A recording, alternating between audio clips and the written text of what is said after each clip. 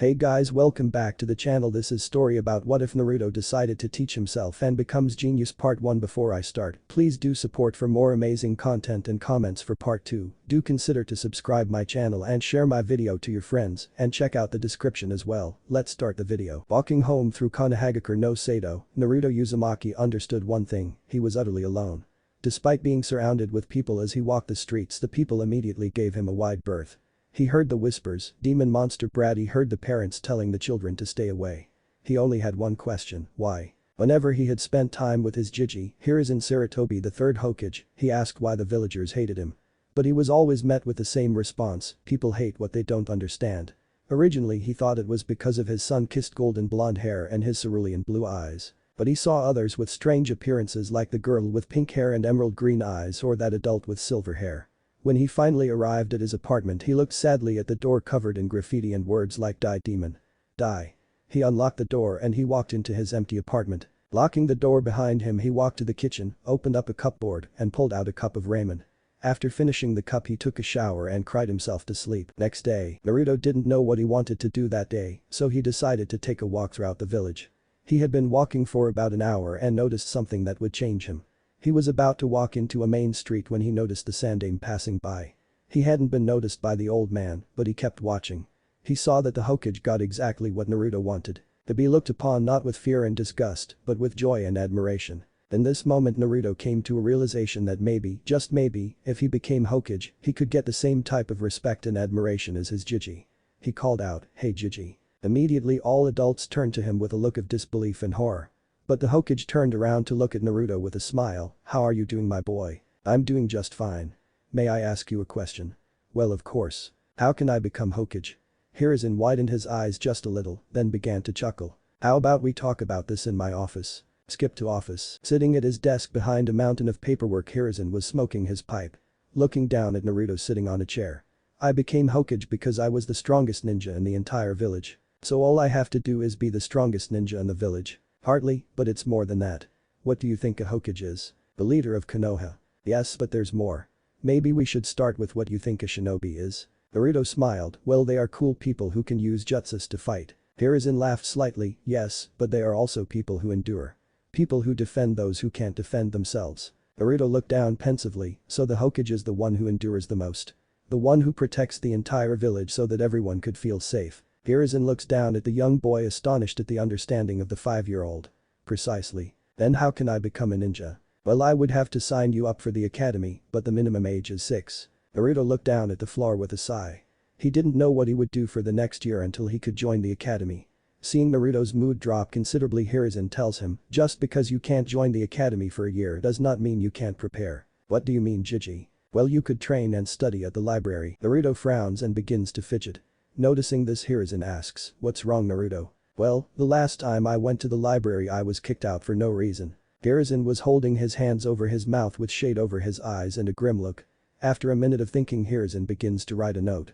Once done, he signs and stamps it. Rolling it up, he hands it to Naruto. "Take this. The next time you go to the library, tell them that it is a government-owned building and they cannot kick out the citizens of Konoha." Seeing that Naruto has a nervous look, he says, "If the librarians still won't let you in, just show them this letter. They'll have to let you in then." Naruto looks down at the letter in his hand, then back up to his grandfatherly figure and with joyous tears in his eyes jumps and hugs the old man. "Thank you. Thank you so much, Jiji." Hiruzen hugs back the little boy and smiles. "Of course, Naruto. If you have any more trouble you can always come talk to me. I'm going to go to the library now to get some books on ninja. Have fun." The boy closes the door behind him and runs off to the library. Hiruzen stares at the door and thinks, that boy has so much potential and a natural will of fire. I just hope the village doesn't blow it out. 10 minutes later, with Naruto standing in front of the library, Naruto is extremely nervous. But regardless, he walks through the door. But right as he is about to pass the librarian's desk, she calls out, "What are you doing here? I thought I said you weren't allowed in here." Naruto looks up to the woman sweating profusely. "Well, the Hokage told me that this was a government-owned building. And that you are not allowed to reject Konoha's citizens." Naruto tried to stare at the librarian with the most stern look he could manage, but it only looked like he was pouting. Looking down at the young blonde, the librarian sighs, rolls her eyes, and says, "Fine, read what you want. But don't talk too loud and don't mess anything up. If you want to take any books home you have to make an account." "Can I make the account now?" Sure. Skip 10 minutes of questions and stuff. The librarian hands Naruto a library card and says, here's your card. Whenever you want to check out a book, pass it by me first. With a bright smile Naruto thanks the woman and looks around trying to find a shinobi section. Once he finds it he looks through the shelves trying to find an appropriate book. Finally he finds a book titled Becoming a Shinobi for Beginners. He takes the book off the shelf, finds a desk and sits down and begins to read. Shinobi use the tools they have access to complete the missions assigned to them by their cage. The largest and most important tool to a shinobi is their chakra. Chakra is a combination of physical and spiritual energies used to create ninjutsus and genjutsus, but also to augment taijutsu. So the first thing any shinobi hopeful should do is unlock their chakra. However, chakra is not an end-all be-all.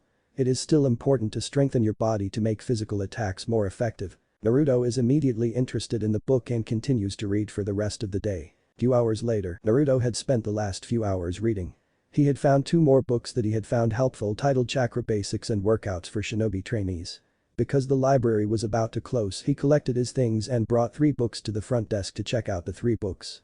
Walking up to the desk he sees a different librarian. He tells her, good afternoon, I would like to check out these 3 books. Looking down the lady smiles and asks, may I please see your library card? Taking out the card the lady scans it and checks out the 3 books. On his way home Naruto was happy that the lady wasn't mean to him. When he reached his home he didn't mind how empty it was. He was just happy that he had something to look forward to. It had been a week since Naruto had gone to the library and he had thoroughly enjoyed reading and preparing to become a ninja.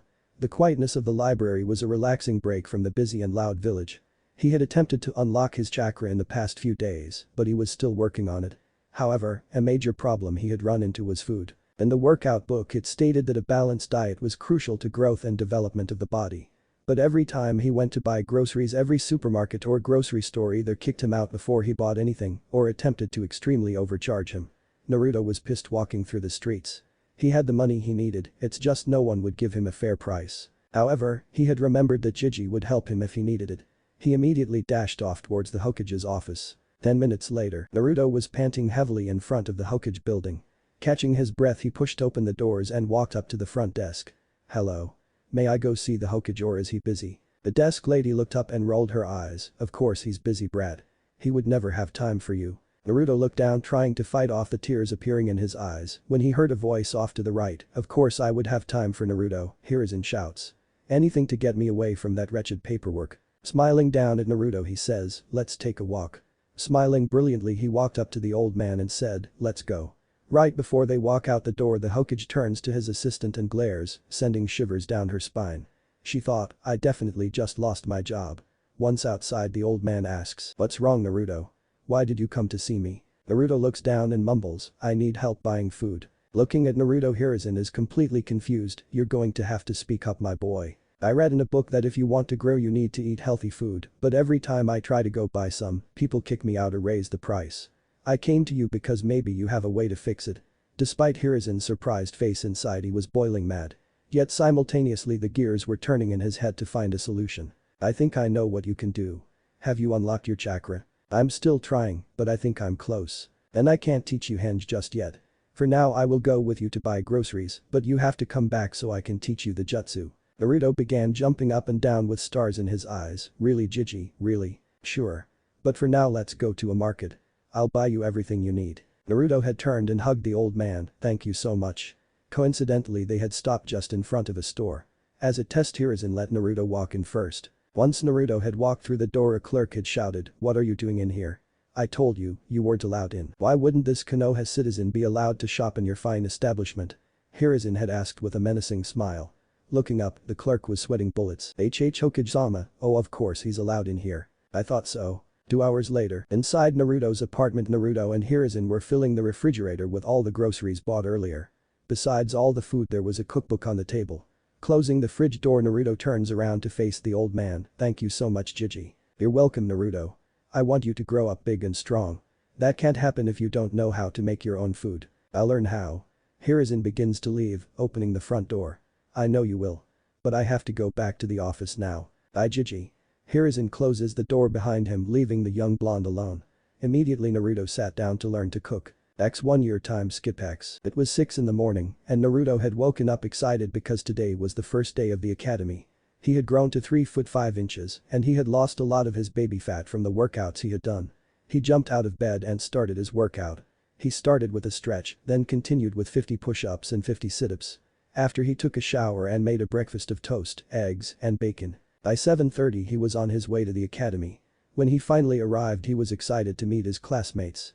He walked through the doors and after finding his room he saw there were 3 people already there. First was a black-haired, onyx-eyed Chiha near the window. Next was a black-haired kid in a pineapple bun at the back with his head down, sleeping. Finally sitting next to him was a brown-haired chubby boy munching on some chips. He decided to sit right in the middle of the classroom.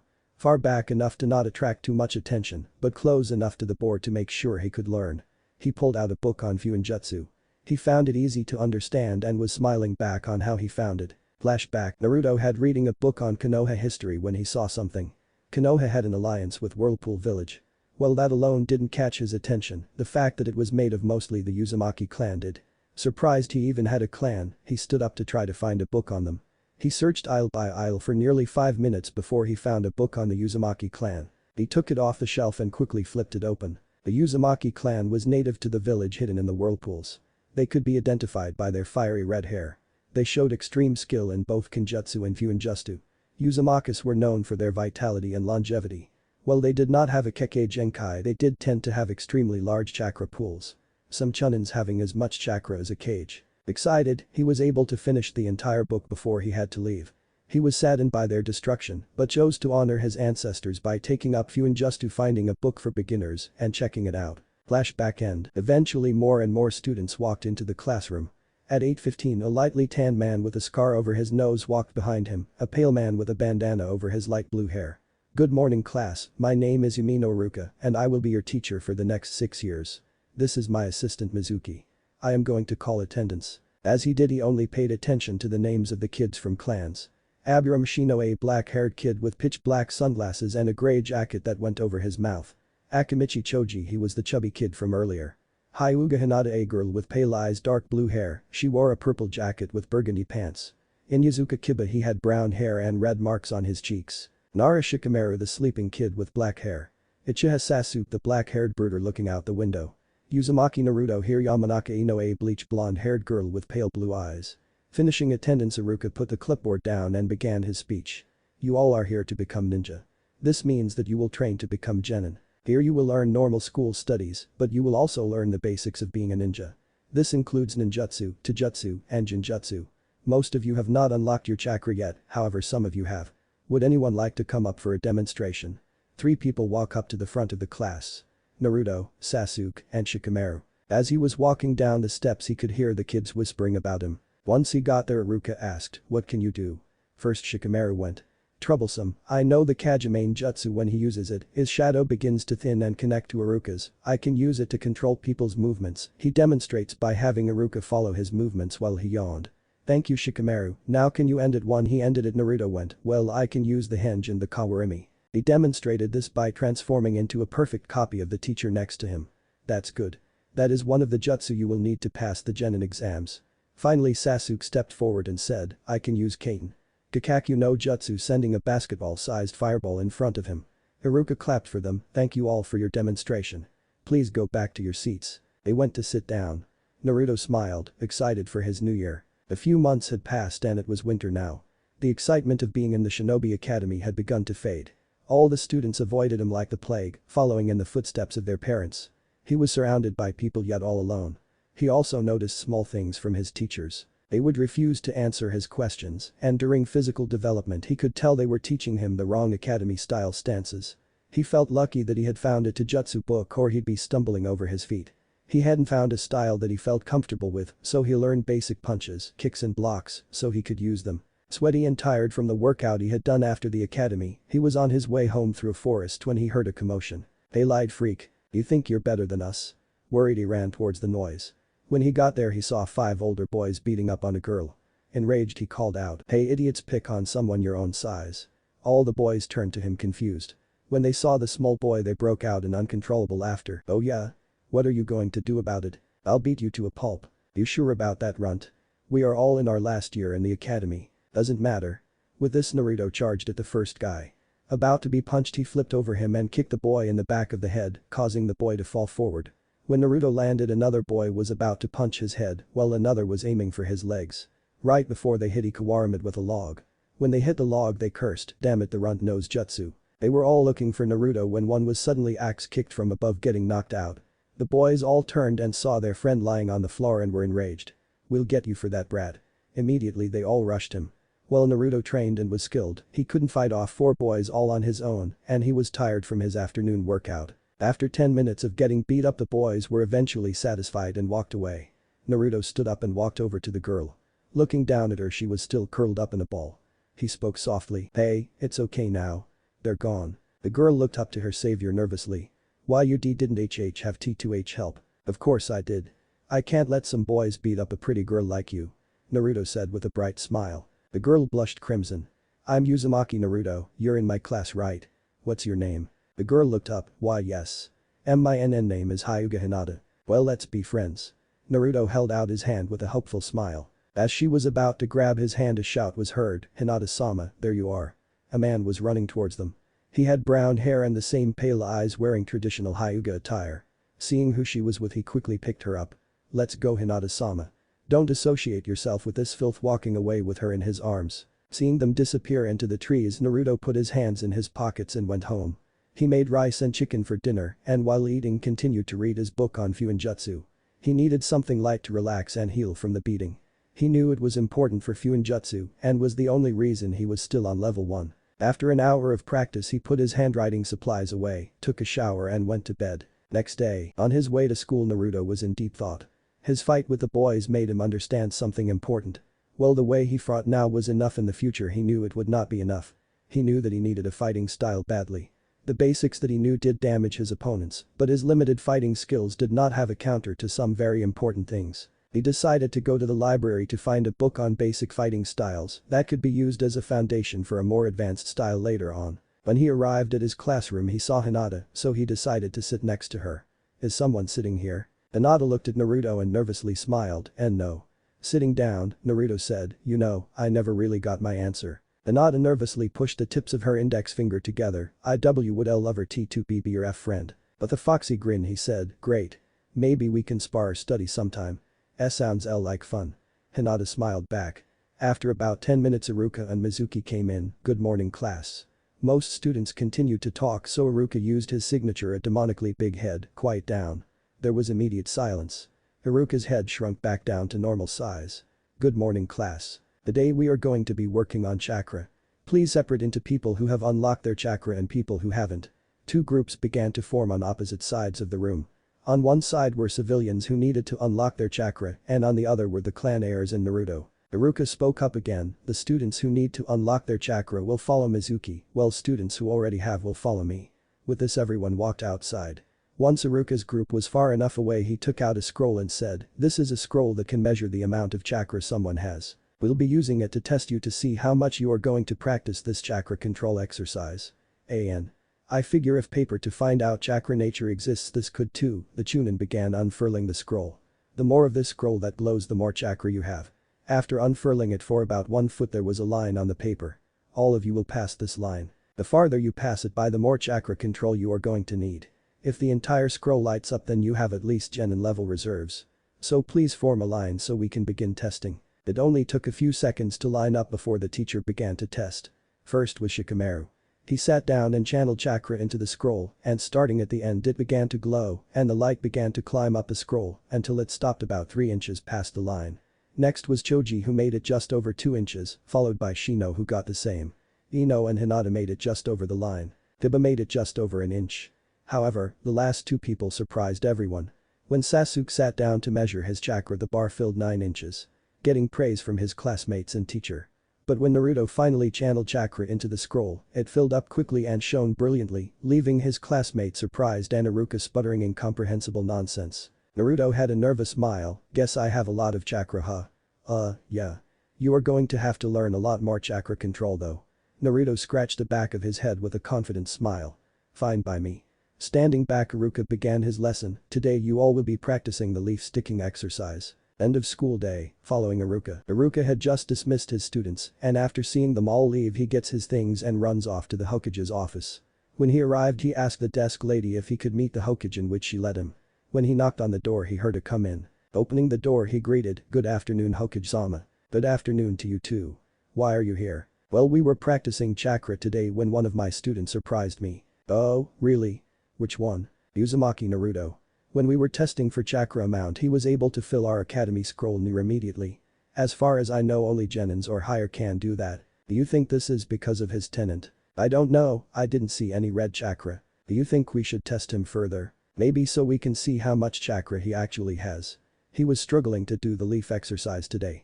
Every time he tried sticking the leaf to his forehead, it would be blown off and incinerated, showing he used way too much chakra. Okay, test his levels again. His levels will only keep growing, so you might have to teach him a higher level of chakra control. Thank you, Hokage-sama. With that, he left the office. Following Naruto was in the library looking through a book on taijutsu styles. Knowing that his teachers were teaching him the wrong katas, he had to find a taijutsu style. Earlier in the book it said that styles had a certain focus like strength, speed, countering, or flexibility. So he decided to focus on speed and unpredictability. He stopped at a page and grinned. He found a style called Reconnecting. For offense it had fast precise hits. But for defense it had dodges and parries. After that he found the complete book, and instead of just checking it, he bought it because he would need it for much longer than the 2-week limit. He immediately ran off to a training ground to learn his new taijutsu style. Winter was ending with 3 months left before the Genin exams, and Naruto was nervous. 5 years of chakra control exercises and he still couldn't make a damn clone. He learned leaf sticking, tree climbing, and water walking. He even tried combining exercises. He could stick leaves to different parts of his body while water walking, and he still couldn't control the minimal amount of chakra necessary to make clones. He read that elemental clones cost more chakra and figured it would be easier for him to do without overloading the clone, but when he went to the library to find a scroll, it was in the ninja section. He wasn't allowed in yet. Naruto always thought he would have time to learn the clone, but with time running out he only knew one more solution. Opening the door to the Hokage building, he was unsure if the Hokage would even see him.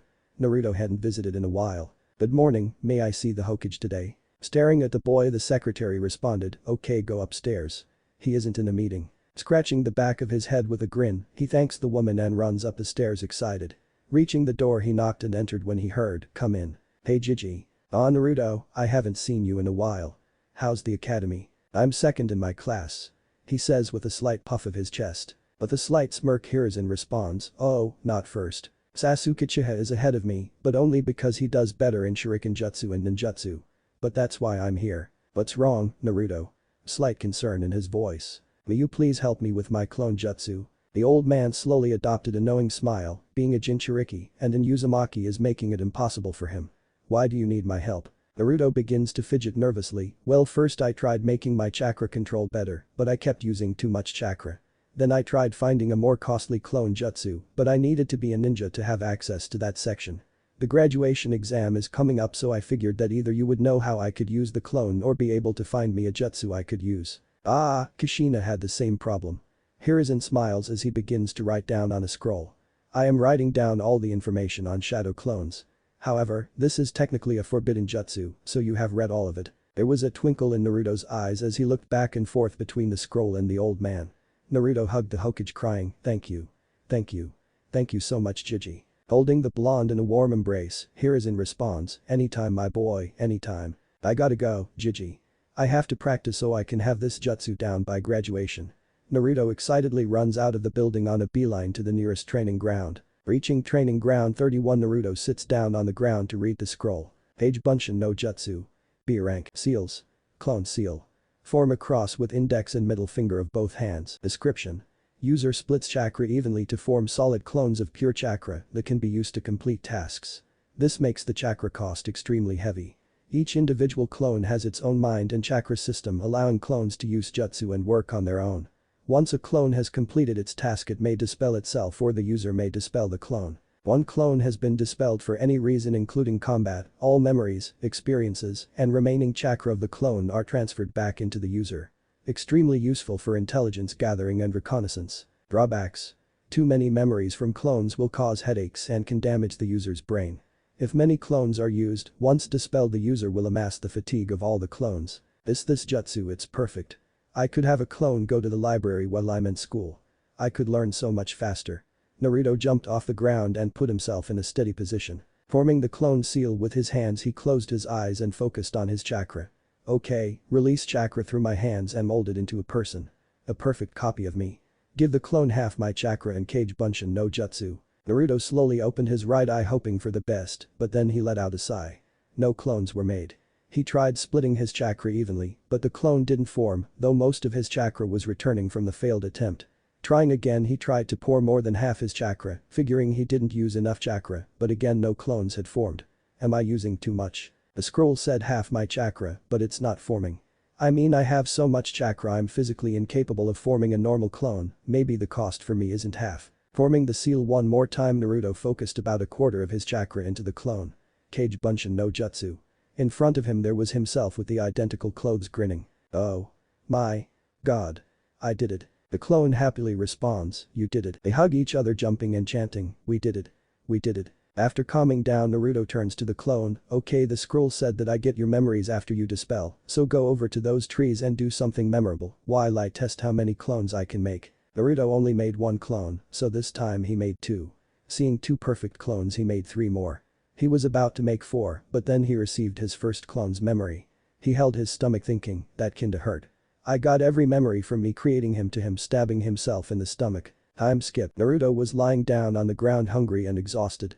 It was lunchtime and he had been trying to find his limit for the past hour. I have to have made at least a few hundred clones. How much chakra do I have?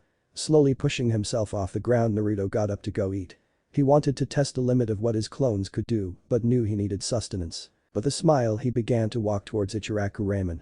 He hadn't been there in a while, and even though he ate a balanced diet, he figured that today might be a great day to grace himself with the godliness that was ramen. Entering the stand, the cook at the front turned to see Naruto and smiled, hi Naruto. How are you today? Hi, I am. Just did some training and couldn't wait for some of your ramen. Of course. Ours is the best. What will you be having today? 2 bowls of miso ramen and 2 bowls of pork. Thank you. AM turned and shouted to the kitchen, 2 sent 2 bowls of miso and 2 of pork for our favorite customer. They heard a shout in response, coming right up. Great to see you, Naruto. Thanks, old man. After slurping down his ramen and paying, he gets up to leave, thanks for the ramen. AM waves, come back soon. Running back to the training fields, Naruto was thinking, the scroll said that clones transfer memory. But does that include chakra and muscle memory? I'm going to have to test that. Making a clone, Naruto gave it instructions, go get my sealing stuff from the apartment. With a shout of hi. The clone ran off. When Naruto got to the training ground, he created 10 clones.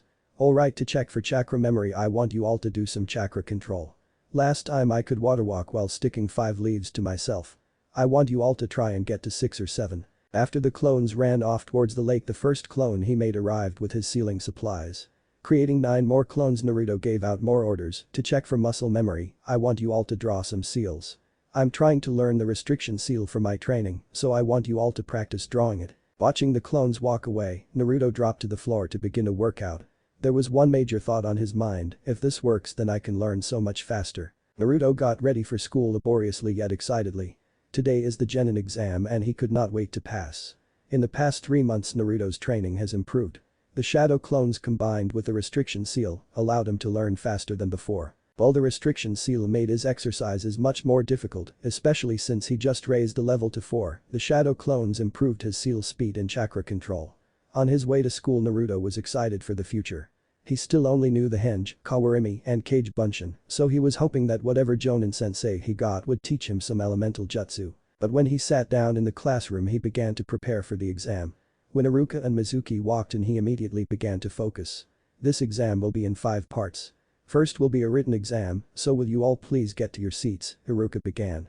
As the students got to their seats, Mizuki began distributing papers. You will have 1 hour to complete 10 questions on the paper. Once everyone was ready, one shout rang throughout the classroom, begin. 1 hour later, pencils down. As Naruto wiped the sweat off his forehead, he grinned, proud of how well he did on the exam. We are going outside for the next test. As everyone left, Mizuki stayed behind and collected the tests.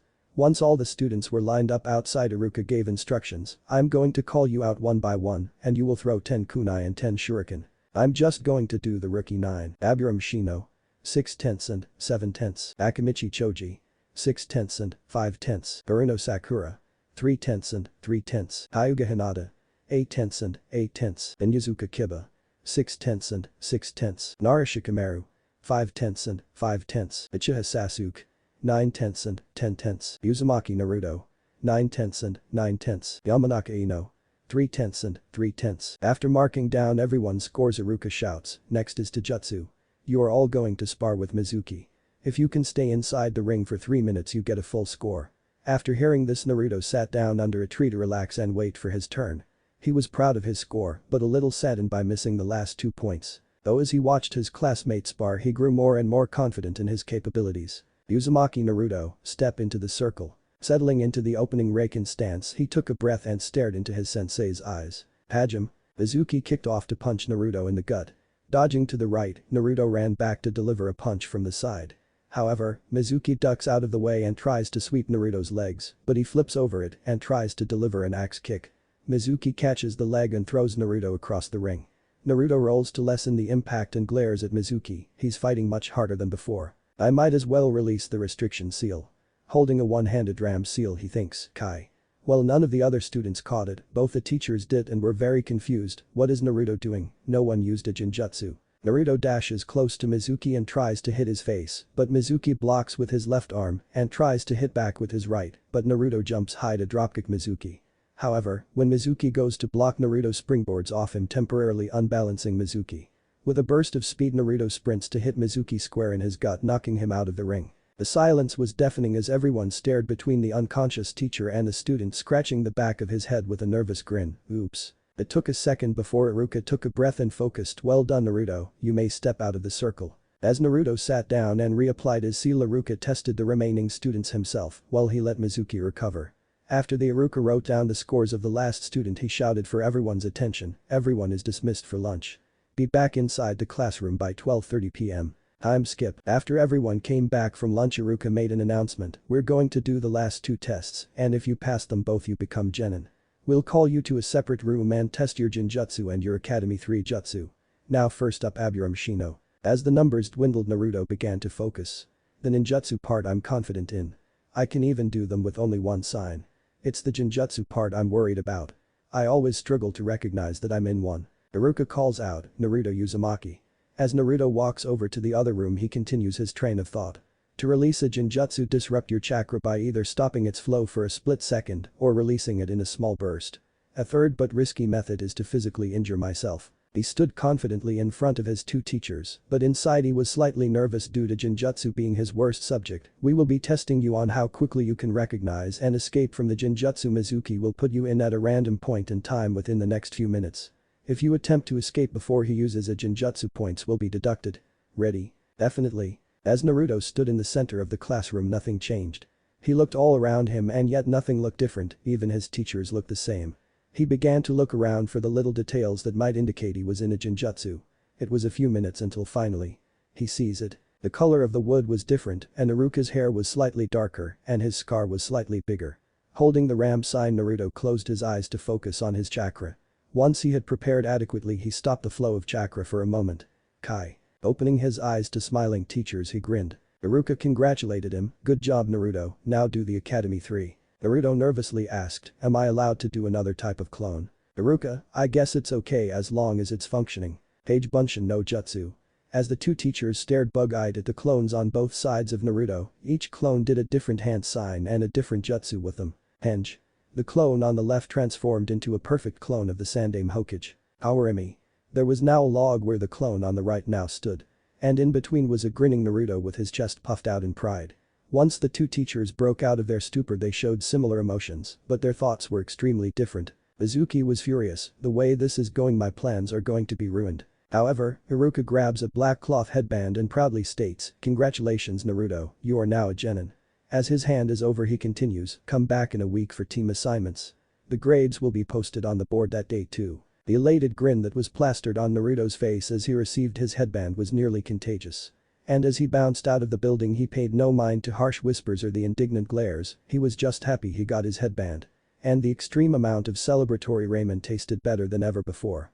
But as he walked home, he felt a tap on his shoulder, hey Naruto, can I talk to you? Turning around, he saw Mizuki behind him, sure, what do you need? Let's talk in private. Sure. After walking into the forest for a little, Mizuki began, you did amazing during the exams and I wanted to congratulate you for that. With a grin he responded, thanks Mizuki-sensei. However, Sasuke will most likely beat you out for Rookie of the Year and I wanted to know if you wanted a chance to change that. There was a brief silence as Naruto thought about it, but replied, no thanks, status as Rookie of the Year isn't that important to me. There was a slight twitch on Mizuki's face however, Naruto caught it. Mizuki continued, well if you succeeded in the extra test you would also receive 2 kunai and shuriken sets. Naruto squinted his eyes in suspicion, this sounds fake. But let's see. What exactly is the test? Few hours later, hey Gigi. The old man looked up from his paperwork and smiled, I see you've passed. A smile spread to Naruto's face, of course, you helped me with my main problem. Except I now have another one. Hiruzen adopted a face of concern, is everything alright? Getting a little more serious Naruto began, well Mizuki said that there was a bonus exam to guarantee my spot as Rookie of the Year. The Hokage was now confused, there is no bonus exam. I thought so, but what sealed it for me is that he said that the test was to steal the scroll of seals and bring it to some remote area of the forest. That would be traitorous. I know. That's why I came to talk to you. I wanted to ask you what I should do. Hiruzen scratched his chin and thought, what do you think I should do? Well you could arrest him now, but you don't have enough to prove anything. So what I would do is have me take a fake scroll and pretend the heist is actually happening. But have an Anbu follow me out to the meet point and hide. Once Mizuki shows that would be enough. That sounds like a plan. Inu. A swirl of leaves and a man appeared kneeling before his leader, yes Lord Hokage. Follow Naruto to the rendezvous point with Mizuki. If he shows any signs of traitorous activity, capture him. This will be a B-rank mission for both of you. Excitedly, Naruto began jumping, cool. Now about that fake scroll. Naruto crossed his arms and smirked, oh I can handle that, I just need to inspect it for a minute. Hiruzen raised an eyebrow, oh? Let's see what you can do. Swiveling in his chair he grabbed the scroll behind him and handed it to the fresh Genin. Naruto took it and began to look through every detail. He never opened it but made sure he had a perfect image of it in his mind. Once he did he handed the scroll back. Kage Bunshin no Jutsu. A clone appeared next to the boy. That clone then proceeded to transform into a perfect copy of the scroll. Naruto picked it up and strapped it to his back. It should last for a few hours. Hiruzen smiled, I'll begin sending out search parties in an hour. Be at the meetup spot by then. Naruto and the Anbu both saluted, hi. Hour and a half later, Naruto was nervously pacing between 2 trees. He put some dirt on his clothes to make it look like he was training, I thought he would be here already. It's been 30 minutes since the alert went out. He was going to continue pacing, but he heard a rustling of bushes behind him and a voice call out, what the hell are you trying to pull Naruto? Iruka had emerged from the bushes extremely angry, but Naruto was only confused, what are you doing here Iruka-sensei? I should be asking you that. Iruka's anger rose. Playing the fool Naruto responded, well Mizuki-sensei said that this was a bonus test. All the anger immediately flipped to confusion, what are you talking about? Furthering the act Naruto began to ramble nervously, well Mizuki said that if I learned a jutsu from the scroll that he could make me Rookie of the Year. And I thought, wait. If Mizuki told you to do this then that would mean both ninjas jumped to the side as kunai flew in between them and a voice boomed, give me the scroll Naruto. Both ninjas turned to the new person and Iruka shouted, do not give Mizuki that scroll. Mizuki snarled, he just doesn't want you to get any stronger because he hates you. The explosively angry complexion turned to a maniacal grin, but do you want to know why everyone hates you? Naruto thought he had prepared for anything Mizuki might say to convince him. But that one question made him crack, why? Well you see a swift chop to the neck from the hidden Anbu sent Mizuki into unconsciousness. Restraining the traitor, the masked shinobi began to speak, thank you both for helping in the capture of this traitor. Naruto come with me to report mission success in Hokage's office.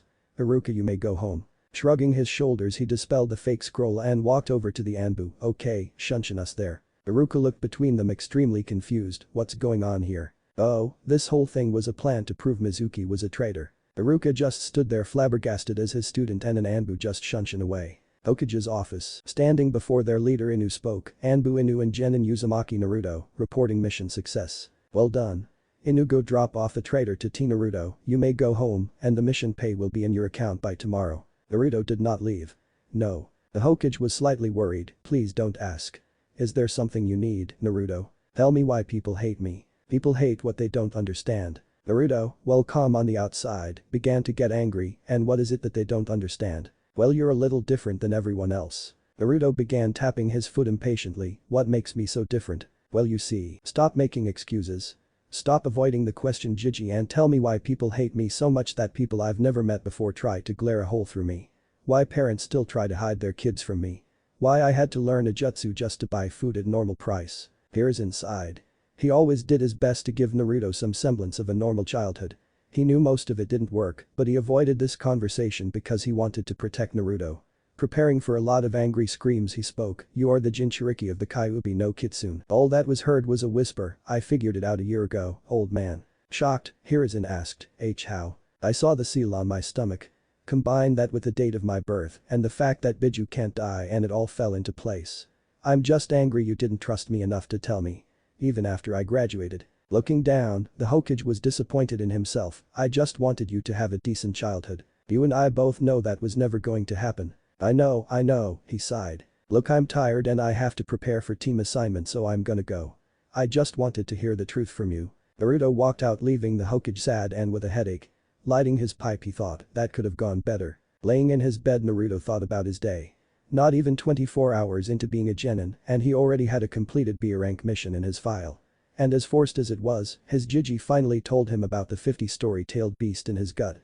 He knew that his grandfather figure only wanted to protect him. But sometimes it is better to know the truth than to be protected from it. But these thoughts, his eyes closed.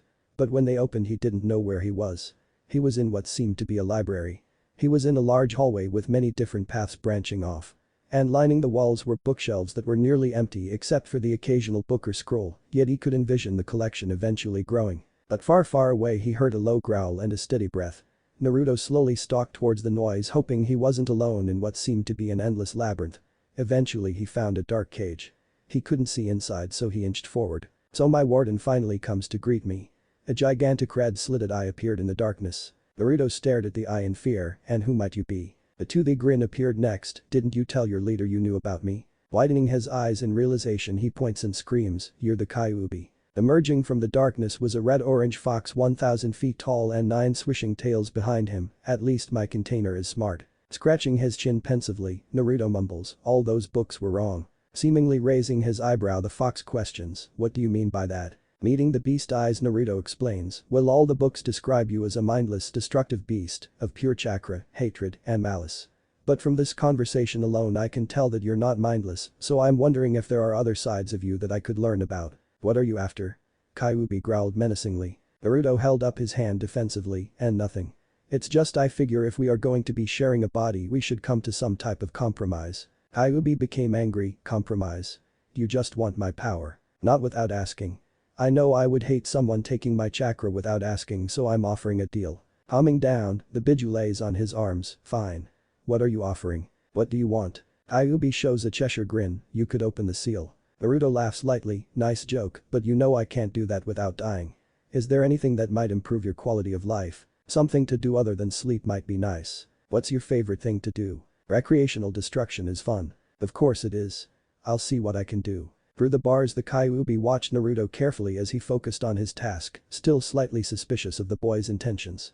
His previous containers never gave him this opportunity. They only viewed him as a burden.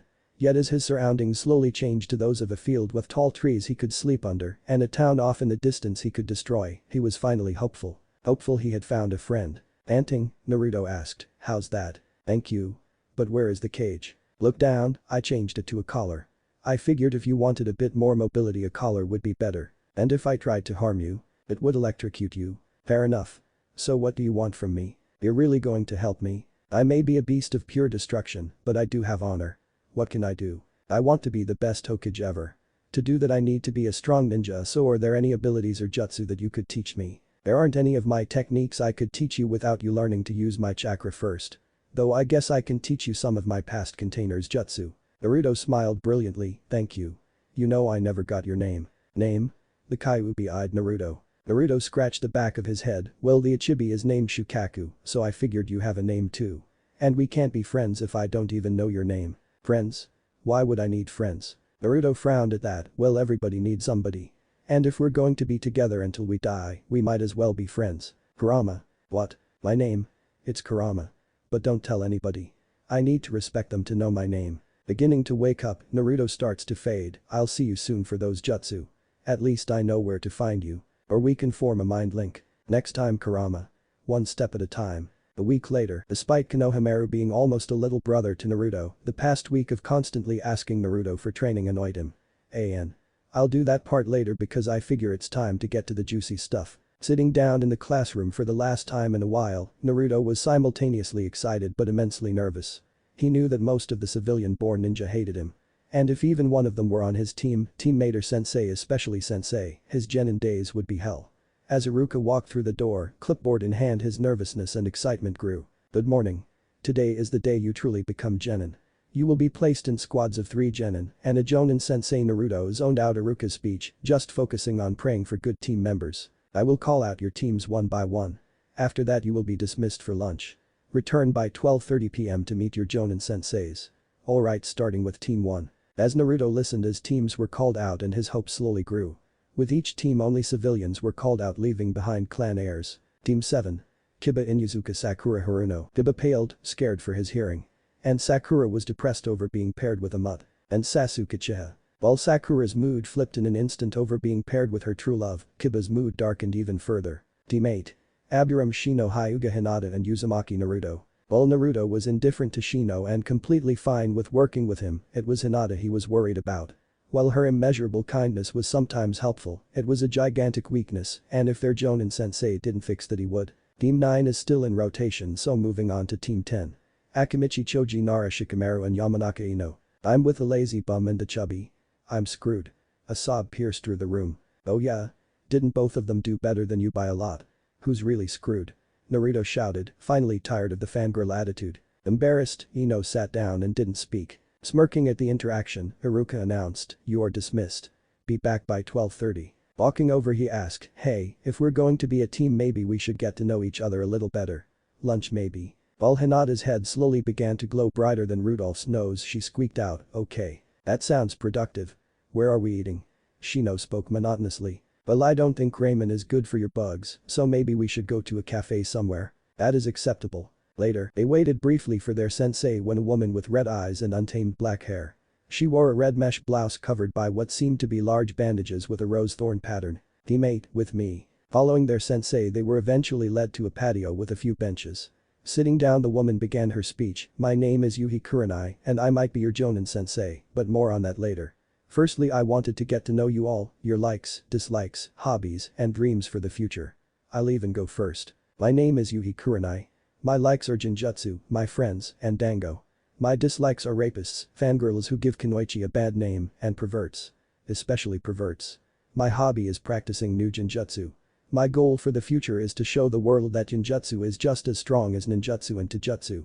And that Kunoichi can be just as good as men.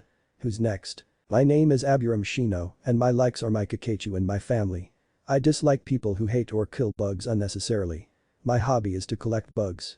My goal is to become the best Aburame clan head I can be. Those are reasonable goals. Who's next? My end name is Hyuga Hinata. And my likes are CC Cinnamon Bee Buns and my family, and she glanced towards Naruto and blushed. Everyone caught it. And my dislikes are KK kidnappers and R rapists. And my hobbies are F-flower PP pressing, and she glanced at Naruto, and her blush deepened.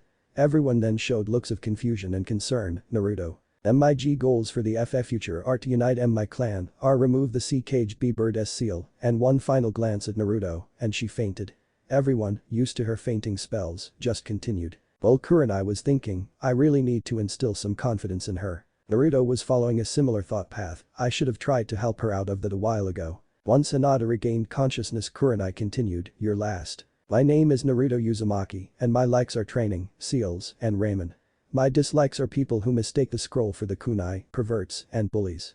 My hobbies are training, trying to invent new seals, gardening, and shogi. My goal for the future is to become the greatest Hokage. Kurenai smiled, he might be able to help me with Hinata. Returning to the task, Kurenai spoke, now that we know each other. This team is meant to be a tracking squad. Seeing Naruto raise his hand, Kurenai motioned for him to speak. I understand why Hinata and Shino are here, but wouldn't Kiba be a better fit for this team because of his sense of smell? Tracking squads tend to be a little weaker in terms of power than other squads. So you are here to bolster our fighting power. Naruto nodded his head in understanding, so Kurenai continued, however, like I said earlier, I might not be your sensei. You see, the graduation exam was only to weed out the hopeless cases. Each sensei has one last test that you must pass to become Genin. And individually the pass rate is only 33%. While Shino remained stoic hearing this, and Naruto grinned in confidence, Hinata became very nervous. The test is tomorrow at 8 AM on Training Ground 8. If you pass, I will do my best to make your dreams come true. See you tomorrow. She sunshined away. While Shino went to leave with the same stoic look, Hinata slumped to the floor, a nervous mess. Naruto ran over and held her by the shoulders. Hinata. Look at me. Look me in the eyes. Once her eyes met as he continued, you will do just fine. I'll be there and, turning to Shino, wait. Looking between the two Naruto continued, look she said that individually we have a 33% chance. Maybe if we work together that will go up. We're a team now. We have to act like one. Hinata felt a wave of confidence, and while Shino didn't show it he did too. Hinata spoke slightly confidently, okay. Shino walked back and sat down, agreed. But what is our plan? Well, we can't make them too specific since we don't know what the test is. But there are two things we do know, we are going to be tested on how well we can track, as that is our squad's purpose, and that our sensei is most likely extremely proficient in Genjutsu. Waiting for their sensei, the three Genin were discussing possible battle formations when a poof sounded behind them. Good morning Genin. Your test will be to track your target down through that forest before noon. And your target will be me. I will be your target. You will have passed once you've tracked me down and landed one solid hit on me. Good luck. The sensei that was once there just faded from view. Naruto cursed, Genjutsu. Any idea where she went? I wasn't able to plant any of my Kakechu. My Byakugan doesn't go that far wide yet. Hinata said as she tried to scan the forest. Naruto grinned, okay I have an idea. What is it? Shino asked. Well, first I would have my shadow clone surround the search perimeter, then we would travel to the center. From there I can send out a chakra pulse to disrupt all Genjutsu within the area. But you couldn't have your Byakugan active, Hinata. Why? For you it would be the equivalent of looking directly into a flashbang. I don't want to hurt your eyes. That would be best, Shino commented. After that the clones would begin to circle towards the center. Will you two try to find her? She'll be confused and surprised at Genjutsu failing. If the clones find her I'll know and we can go there. If not, that means she's running towards the middle where we will be and the clones will be heading. That would help us find her, but how would we hit her? She is a Jonin, Shino states. Scratching his chin, he was trying to form a plan. He knew he could probably outlast her in a fight because of his reserves. But that would definitely take too long. I have an idea, but it's pretty risky. See, I reached level 5 in seals about 2 weeks ago. It allowed me to safely learn the paralysis seal. But the only way to apply it is to draw it on her, which I wouldn't have time to do, or place the seal paper on her. That could stop her long enough to land a hit. I could place it even if she blocks. How many do you have? Only 10. I could make more though. Who holds them? Hinata nervously fiddles with her fingers. It would be illogical for Hinata to have them because Kurenai-sensei would avoid close combat at all costs. Hinata looked a little sad, but Naruto wanted to finish the plan before he cheers her up. I think Shino, you should carry 7 of them so that your bugs can try to place some. And besides, I can make more if we need. Looking at each other they nodded and began running to the middle of the forest. Naruto made 51 clones to surround the forest as they ran towards the center. One of them just to dispel and notify Naruto of the complete circle. With Kurenai, it had been 40 minutes since she had hidden in the forest. She had hoped that they would have at least one altercation by then. And 10 minutes earlier when they had passed her by she was nervous that they wouldn't pass. At least they were working together, she thought. Suddenly she felt chakra wash through her. That couldn't be one of my Genin. That would take too much Naruto. He couldn't have the chakra and control for this. She was about to set up her Genjutsu again, but she sensed someone coming closer. Deciding to move, she was going to move to a different area, but then she sensed another signature. She kept trying to find an area where she could stay hidden until she realized, I'm surrounded and the area is getting smaller. When they passed me they weren't trying to find me, they were trying to trap me. She grinned, smart. She sensed dozens of signatures, but most of them were identical and slowly forming a circle around her. However, 3 that were breaking the pattern and moving directly towards her. I can't run because the clones will stop me, I can't hide because Naruto would wipe out any Genjutsu I use. Her 3 Genin stopped a few meters away where they could see each other. Well done. You made it, so I have to fight. Without speaking, Hinata charged and Naruto began to run around them.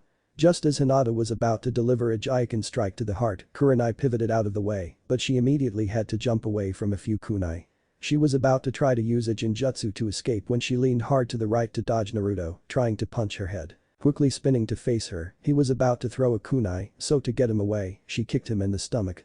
But instead of a flying Naruto came a poof of smoke. One of the clones broke formation. The next time she tried to escape, a swarm of bugs surrounded her, so she seamlessly kawaramied out of there. Damn it, she's gone.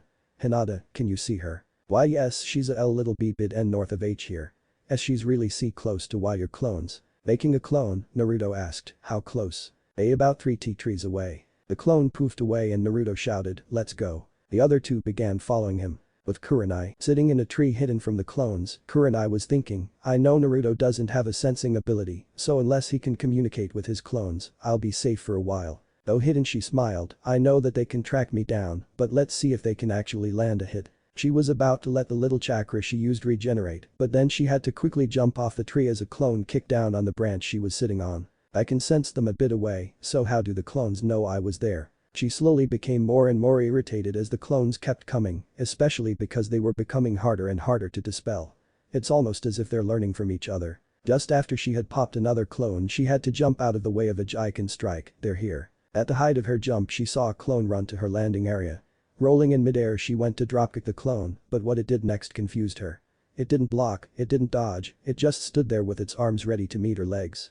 And just before she hit the clone opened its palms and caught her by the feet. Or it was supposed to. Once she hit it dispelled, though she saw a smirk before it did. Out of the corner of her eyes she saw Hinata charging for another strike. Just before she went to pivot out of the way she froze, why can't I move? Stopping just in front of her, Hinata shouted, Jiken. Haki Sanjuni Sho. Nai Sho. 2 strikes hit Kurenai in the leg. Yon Sho. 2 more strikes to the leg. Hachi Sho. 4 strikes, this time to the arms. Hiroku Sho. 8 strikes to the limbs. Haki Sanjuni Sho. The final 16 strikes hit her directly in the abdomen. Though avoiding all internal organs. Though 32 of her chakra points are shut down, Kurenai was still unable to move. The other 2 genin walked up to the 2 kunoichi and Naruto grinned, holding the ram hand sign, Kai. Kurenai was suddenly able to move. Returning to standing position she reopened her chakra points. Paralysis seal, Naruto explains, you wouldn't have been able to move until I released it. Looking upon her 3 genin Kurenai was immensely proud. Well done. You tracked me down, immobilized me in just under 3 hours. And through it all you worked together as a team. You are officially teammate. I have to go report to the Hokage so I will meet here tomorrow at 8 AM. Shino only repositioned his glasses, though that was a major sign of excitement. Hinata had a big smile on her face, but Naruto was jumping up and down. Naruto hugs Hinata in his celebration, we did it. But then it turned to concern as Hinata couldn't take the excitement. Naruto laid her down slowly on the grass. Looking up to Shino he asks, we're going to have to fix that aren't we? Correct. It could cost us the mission, or our lives. Hey, if you need to leave I can stay until she wakes up. I don't have anywhere I need to be. Thank you. I have to tend to some of the hives today. Running off, Naruto pulled out his sealing equipment to wait for Hinata to wake up. Minus 30 minutes later, Naruto was practicing a barrier seal when he heard a murmur, where is he everybody? Putting his things away he responded, everyone left about 30 minutes ago, but I offered to wait for you to wake up. Oh. Did we pass? Naruto grinned confidently, of course we did and we couldn't have done it without you. Oh really? Of course, you tracked her down for us. You are an amazing Kunoichi. Hinata blushed, do why you are really TT think so? The grin turned to a warm smile, yes. And never let anyone tell you otherwise. Her smile turned to a frown, but my C clan says. He cut her off, your clan is kinda dumb. No offense. Her eyes widened, but then her frown deepened, hey. That's my F family you're talking about. Naruto waved his hands in his defense, I know, it's just they all use the same fighting style, no differences at all, and that makes the Hyuga clan very predictable. That makes me worry for you. Hinata looks at Naruto confused, why? Because the second anyone knows you're a Hyuga they are going to know exactly what you can do and predictability can kill you. Oh. I gotta go but think about this. The next time one of you family members says you're weak, maybe they don't know what they're talking about. Naruto left the training ground, leaving behind a pondering Hinata. Good morning Genin. Today is our first official day as teammate. The morning after the test the Genin returned to training ground 8 and were ready to train. Confidence was radiating off of Naruto so strongly that even Hinata looked confident. Our training will start every day at 8 AM. You will start with 15 minutes of stretching followed by 3 laps around the forest. Next is 50 push-ups and sit-ups and an hour of chakra control. Finally we will have individual sessions for an hour. For right now I will just be watching just to see your speed, strength, stamina, etc. Now stretch. First they had stretched their arms, followed by their chest, and finally their legs. Once they were done the Genin heard a shout, your laps are next. Jumping up from their stretch Naruto had started out slightly ahead of the others, but by the first lap a gap began to form. While Naruto kept running, the others were starting to show fatigue. Naruto completed his second lap nearly a minute before Shino with Hinata a few seconds after. And on the final lap Naruto was able to get a few minutes of rest before Shino arrived roughly 3 minutes later. By the time Hinata had finished hers another minute after Naruto was halfway through his push-ups. By the time she began her push-ups, Naruto had finished his and had begun his sit-ups. When Naruto had finished all of his exercises, Shino had just begun his sit-ups and Hinata was halfway through her push-ups. Naruto decided to lay down so that all three of them could begin chakra control together. 15 minutes later, when Hinata had rested up from the physical exercise, they were all prepared to begin the leaf floating exercise, but Kurama intervened. "Actually, I'm going to teach you a new chakra control exercise. Tree climbing." Both Naruto and Hinata raised their hands. "I already know how." "Me too," Naruto echoed. Surprised, Kurama had to change plans. "Oh. Then practice while I teach Shino, then I'll teach you two water walking." Naruto called out, "I know that too." Kurama was shocked. Water walking was supposed to be a Chunin level skill, but Naruto knew it before he became a Genin. "An hour wouldn't be enough to teach all of you a separate chakra control lessons, so let's try something different." All three Genin nodded their heads in approval, so Kurama continued, "I'll teach Shino tree climbing, while Naruto teaches Hinata water walking. And maybe it will give Hinata some confidence." "Come on Hinata, let's go to the river nearby." Both Naruto and Hinata. When they reached the river, Naruto began to strip, only leaving on his pants and shoes. Hinata began blushing heavily, but before she fainted, Naruto shouted, "No. Do not faint on me." This snapped Hinata out of her spiral. Seeing her more focused, he continued, "This is different from tree climbing, so you will fall in at least once. Take off any clothes that are unnecessary so they don't get wet." Slowly unzipping her overcoat, Hinata was embarrassed. She developed a light blush, but this time Naruto had one to match. The mesh armor that she wore under the coat showed that she was much more developed than anyone her age. Let's start on the shallow end." Taking a breath, Naruto continued, "The deeper you go, the harder it gets." Walking to the edge, Naruto explains, "When you tree climb, you send a constant amount of chakra to create a suction effect that adheres you to the surface." Seeing Hinata following along, he goes on, "The difference between that and water walking is that the chakra you have to send out is fluctuating. Water is always flowing, moving, changing, and you have to change your chakra with it." Stepping onto the water, Naruto holds out his hand. "Come. Step onto the water. Use your chakra to increase the surface tension of water enough to hold your weight." Slightly blushing, she takes Naruto's hand and focuses chakra to her feet. She puts her left foot on water, feeling the flow of the water so that she could learn to adjust. For her, it felt weirdly comfortable. After adjusting, she put all her weight on her left foot and fortunately it held, so she put her right foot on the water and let it adjust. After a minute, she took a step, then another and another. Soon enough, Naruto had let go and let her run around the surface of the river. Standing there off to the side of the river, Naruto watched a girl with a beautiful smile, enjoying herself, and he could only think one thing, beautiful. And as she ran, almost danced over the water, he continued to look on. But then he shook his head, trying to clear those thoughts from his head. Where did that come from? Hearing a splash, he looked out over the water. He saw Hinata flailing in the center of the river, going downstream and speeding up. Shoot. He ran down the river after her, the running water speeding him up slightly, but he began to be outpaced by the rushing river. He got more worried as her flailing was dying down. Kai. Releasing his restriction seal, he caught up within 10 seconds, but her head just sank below the water. Damn it. Letting himself sink into the water, he grabbed her arm, wrapped it around his neck, and began to swim towards the river edge. Pulling her out of the water, he laid her on her back, but he couldn't hear her breathing, so he began doing CPR. Finally, she spit up the water in her lungs and began to breathe. As she woke up, he laid next to her and breathed laboriously. "Thank Kami. What happened?" Naruto gave a tired smile. "Well, I did say you would fall in at least once. I just didn't expect it to be in the rapids." Hinata adopted an embarrassed and depressed look. I'm sorry. I'm SSOW weak and you useless." Naruto jumps to hug her and whispers in her ear, "You are not weak. You are not useless." He holds her by the shoulder and tries to look her in the eyes, but she keeps staring at the floor, tears developing. Taking her chin in his hand, she moves her face to meet his. "You are amazing. You learned to water walk. In one try. I couldn't do that. It took me hours." Hinata was too sad to understand the position she was in, and she only asked, "Really?" "Yes. Really. I am so lucky to be on your team. And I hope that we can learn from each other just as much as we learn from Kurenai-sensei." Hinata finally recovered from her downward spiral, and she finally smiled, and Naruto smiled with her.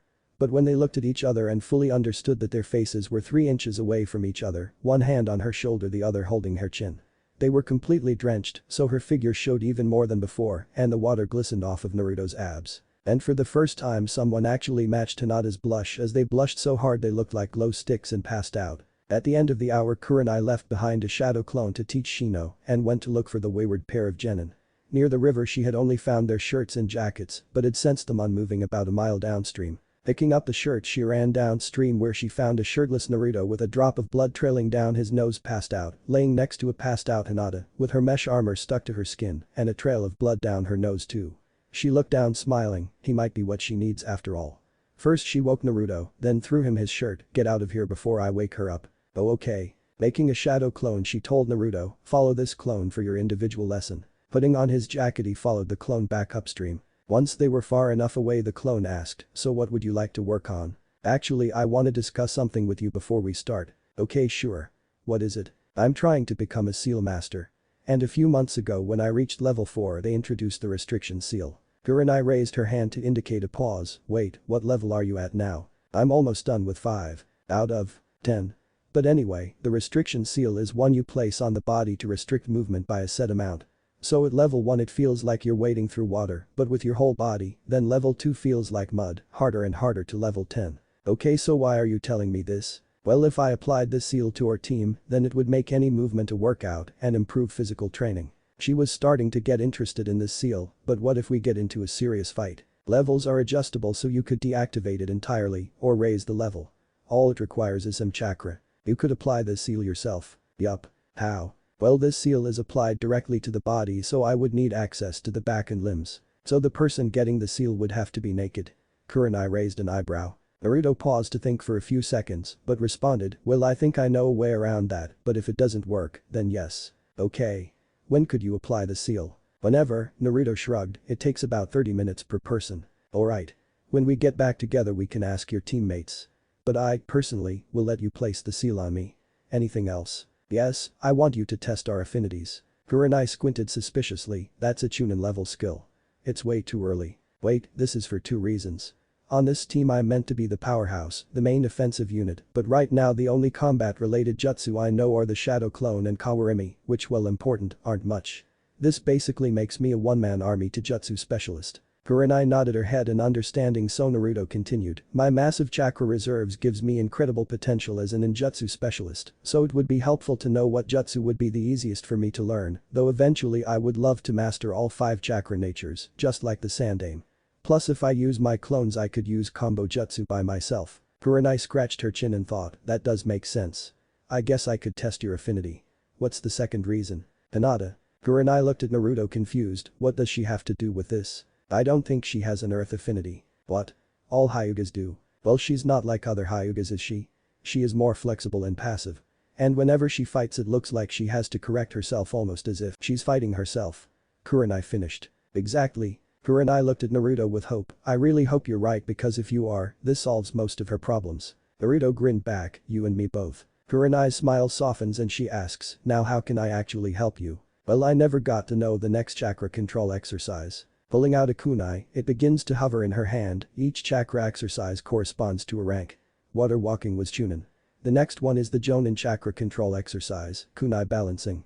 Let's see how fast you can learn it. It had been 2 weeks since their conversation. A week ago Naruto had placed the seals on everyone and today they released them to get accustomed to their new speed, strength, and stamina. Kunai had gone especially hard in their exercises to test their limits. However during chakra control training Kurenai made a change, come here today I want to test something before we do chakra control. Walking towards her Kurenai began to explain, this is litmus paper. It is so sensitive to chakra that if you pump any amount of chakra into it, it reveals your chakra affinity. Similar to the chakra scroll back in the academy. Shino noted, yes. I'm doing this now so I know what jutsu to teach you. Handing them out she explained further, if it burns if your affinity is fire, if it dampens it's water, if it turns to dirt it's earth, if it wrinkles it's lightning, and if it's wind it gets cut. She demonstrates by pumping chakra into her own slip making it burn. Holding the paper in his hand Naruto comments, pretty intuitive. Yeah so Shino you can go first. Holding the paper in one hand he channels chakra through his hand and into the paper and from the corner it begins to burn. Earth style. Is it good? Shino asks. All affinities are good, they just have strengths and weaknesses. You're next Naruto. Taking the paper he grips it by the corner and channels chakra through it. It crinkled almost into a ball then became very damp. Kurenai was very surprised, very strong lightning affinity with water as a secondary. Most people aren't born with 2 affinities and the ones that are tend to have Kekkei Genkai. Your last Hinata. Nervously she channeled chakra into her own paper. But instead of crumbling to dirt as she expected, the paper became very damp. Naruto grinned, I was right. Her water affinity makes it impossible for her to master the gentle fist. Hinata became nervous. I'm a Hyuga. Isn't it supposed to crumble? Sometimes affinities aren't passed down by genetics. When you get home I want you to tell your father.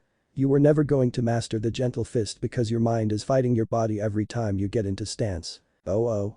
Hinata looked despondent. Naruto tried to help. Hey. None of that. If there isn't another version of the gentle fist, then you'll make your own, and I'll help. Kurenai clapped her hands to regain their attention. We will not be training in your affinities for at least another 2 months. So get back to your chakra control exercise. When individual lessons came around, Kurenai made 2 shadow clones, and all 3 groups split into the forest, the original going with Naruto. Kurenai pulled out 2 scrolls and asked, I found 1 jutsu per affinity, so which would you like to learn first? Naruto pulls out a brush and paper then asks, lightning, but can I see them all, so I can copy them into my personal library? Kurenai smirks, whoa hotshot, maybe 1 at a time. How about this? After you learn 1 I let you learn another. Naruto grumbles out, fine, hand me the lightning one. Tossing over 1 scroll she put the other in her bag. Raiten. Right Inahara. C rank, seals. Tiger snake dragon ram. Description. User surrounds their hands with lightning chakra. Amount of chakra determines the effect. Contact with the enemy can cause pain at minimum, temporary or permanent paralysis, unconsciousness or death if enough chakra is used. The electricity can also pass through wires and water. Original jutsu. Lightning release. Shock palm. Cool. Time skip. After a healthy but large lunch the teammate began to head towards the Hokage Tower for another mission. Do you think they will give us chores again? Naruto asks his teammates. Shino answers, we are only fresh genin. We are not skilled enough to handle anything more. I know, Naruto sighs. But I think we are. We will get there eventually and Naruto-kun. When they finally made it to the office Kurenai opened the door and the genin followed her through. Good afternoon Hokage-sama, Haruka-san. Ah teammate, welcome back. Naruto waved, hey Jiji. Kurenai smirks and makes a request, my students believe that they are ready for a harder mission. Is that mission currently available? That mission? Already? Yes. I think they're ready. If you say so. The Hokage speaks to the genin as he fishes a scroll out of a drawer, this is a capture mission. The client, the daimyo's wife, has tasked you with finding the target, capturing them, and returning them here. All 3 genin widened their eyes in shock, such an important mission, for genin. Only for genin. Finding the scroll he opens it and checks, the target has dark brown hair, black eyes, and a red ribbon in her hair on the left side. Closing the scroll the Hokage tosses it to Naruto with a smirk, oh. And she's a cat. The silence was deafening, our mission is to capture the daimyo's cat. Daimyo's wife's cat. Yes. While the adults were trying to hold in their laughter Shino just looked at the picture of the cat, Hinata thought she was cute, but Naruto just sighed, alright, I guess. So Kurenai-sensei, how do we start? Let's start by finding the cat. Naruto shrugged, okay, it can't be that hard. The laughter of all the adults confused the genin. Okay team let's find that cat. 3 hours later, the squad returned with Tora in Hinata's arms as she petted the cat. The Hokage looked at this scene with his wide eyes, how? You beat the previous record by an hour. Really? That long? Shino found her with his bugs, but after the cat escaped 3 times I just released my seal. Those claws really hurt. The Hokage nodded, don't I know it. Looking at the old man suspiciously, Naruto continued, anyway, after we pet her for a bit she calmed down. She seemed really stressed. But Hinata really helped in calming her down. The Hokage smiled, well done teammate in completing your first mission. Darling. The lady ran through the doors and snatched Tora out of Hinata's arms, I missed you. The hug that she gave the cat looked more like a strangle, evident by a flailing Tora. Pacing the genin she thanks them profusely, then leaves with the cat still trying to escape. Now we know why the cat runs away, Shino comments. Kurenai commented, well done genin. You've proven that you are ready for harder missions. Go home and rest. And Hinata, remember to tell your father about your affinity. They all saluted, hi. Next day, Naruto woke up early that day, so he decided to get to the training ground early. It was 7:30 when he got there, so he decided to read his book on sealing level 6. It had been 15 minutes and he was halfway through the part on barrier seals when someone else arrived. Looking up from his book he saw Hinata walking toward him, but something was off. He was going to keep reading until she got closer, but he couldn't take his eyes away. The closer she got the more worried he got. First he noticed that she was. Next he saw the tear marks on her cheeks. And finally he noticed that normally pure white eyes, with a slight lavender tint were red. Putting his book away he got up and asked, what happened? She thought she had cried all her tears the night before. But when she looked into Naruto's sky blue eyes she broke once more. She fell to the floor and broke out in tears. Naruto immediately sat down and held her close, hey, it's okay. Hinata cried into his chest, MMIMIHE. You're alright. I'm here. He began to stroke her hair in an attempt to soothe her. By the time everyone else arrived, Hinata had fallen asleep in Naruto's arms. When Kurenai saw Hinata asleep with tears on her cheeks, she was worried and whispered, "What happened?" Naruto looked at Kurenai. "I don't know, sensei. It's just when she got here, she was crying. I don't think she got much sleep last night. Take her home. She needs sleep."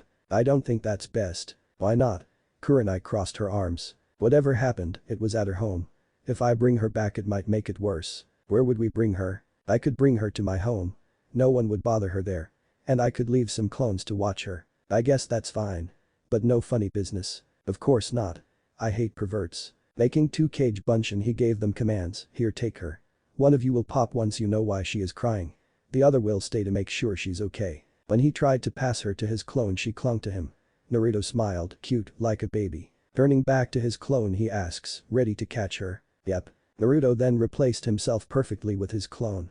"Now make sure she rests. And don't pop until you know what happened." As the clones ran away, the others began their exercise. They had increased their seal's level, so their exercise took much longer than normal.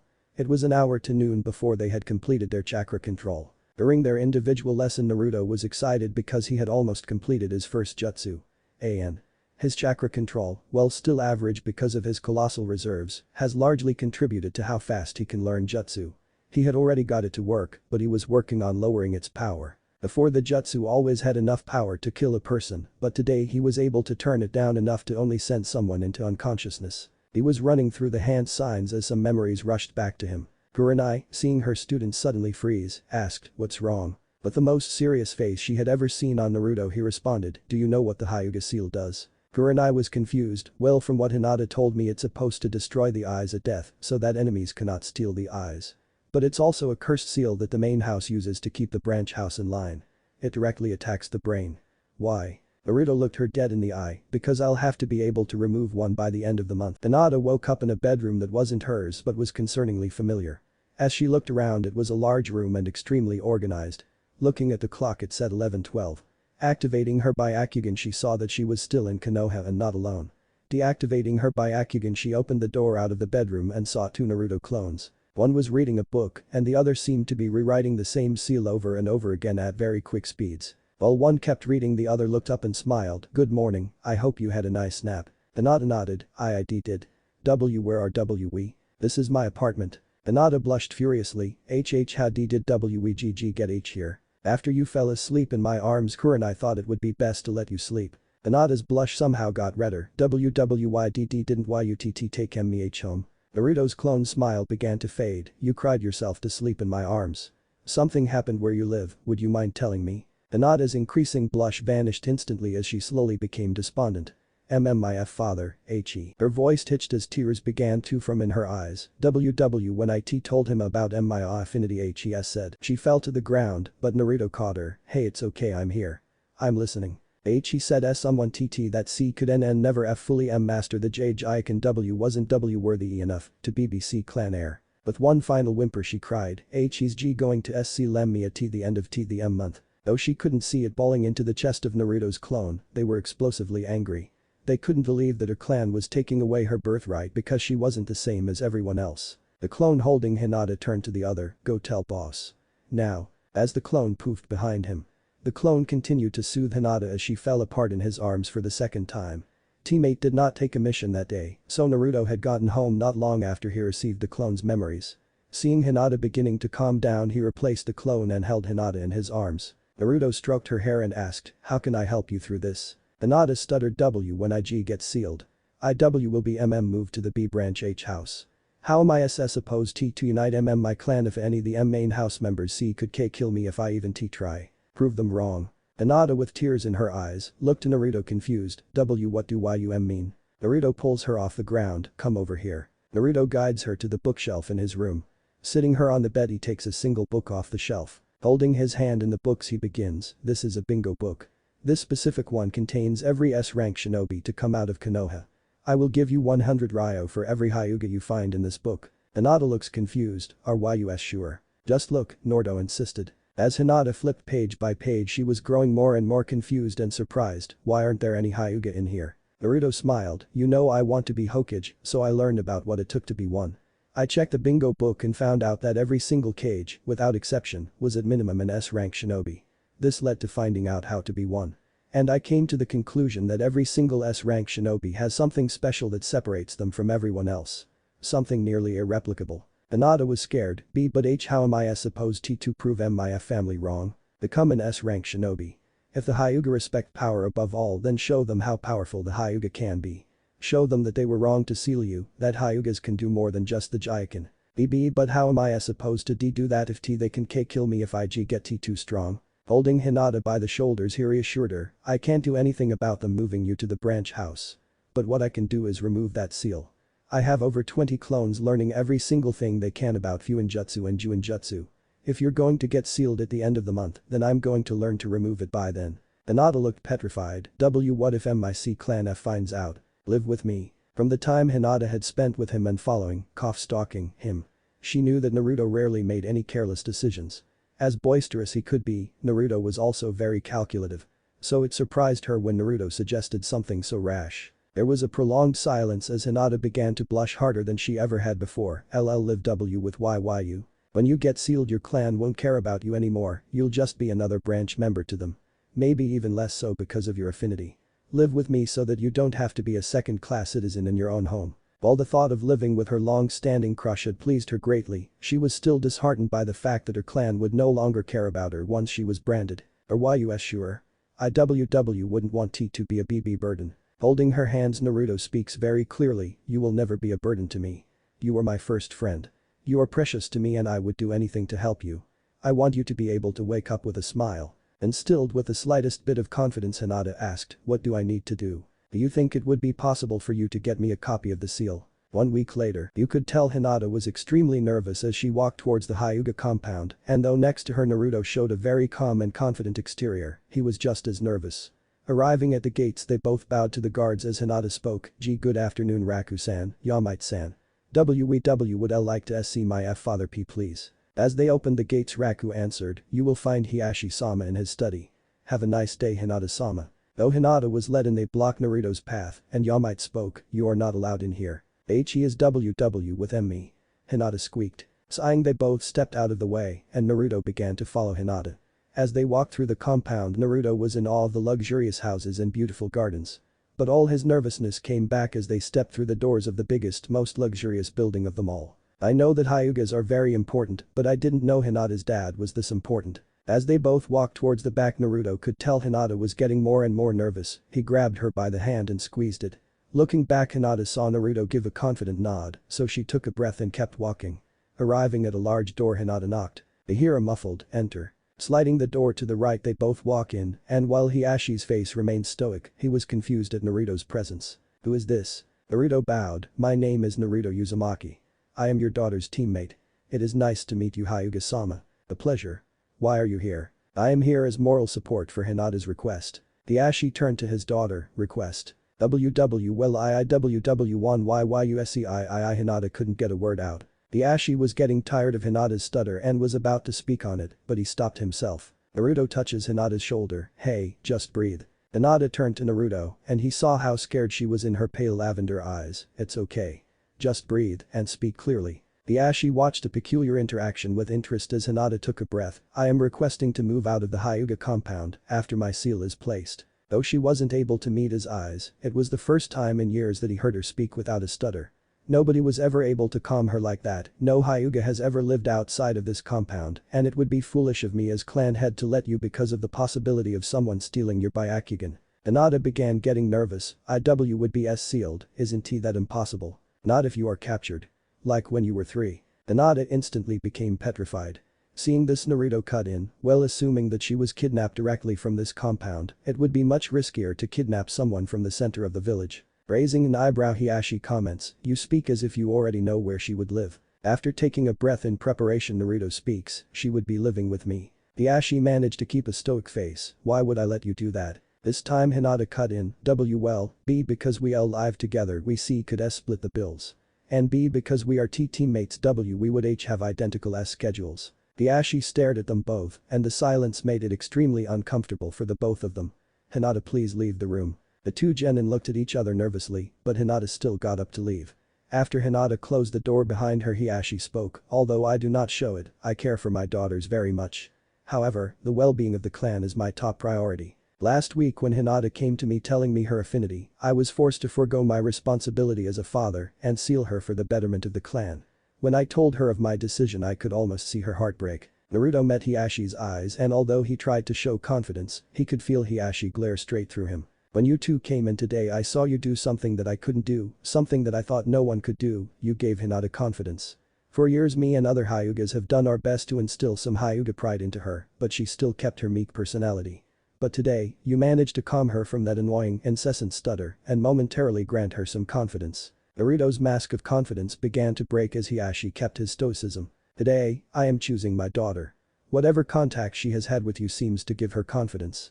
So I am leaving her with you in the hopes that she finally gains the confidence she should have always had and that she can grow into someone that can motivate this clan to change. As a smile was about to spread across his face when Hiyashi activated his Byakugan to give the most menacing glare, but if I ever find out that you have hurt her in any way, I will punish you in ways that you cannot comprehend. Do you understand? Though Naruto kept his happy grin, he was extremely scared of his teammate's father, so he nodded expeditiously. Hiyashi shouted, "Come in, Hinata." She quickly slid open the door and looked at Naruto, who was grinning. As she stepped inside, she looked to her father, "I will allow you to live with Uzumaki-san. You have next week to begin the moving process and 3 days to move out after the sealing." Happily she hugged her father, and though he kept his stoicism, he did hug her back. "May you please both leave. I need to continue my paperwork." Standing up, they both chorused, "Thank you." Stepping out of the room, they smiled and hugged. The blush Hinata had made her glow, but she calmed down enough to not faint and enjoy the hug. Separating, Naruto smiled and asked, "How about I help you start packing up? Becoming a seal master is supposed to take years.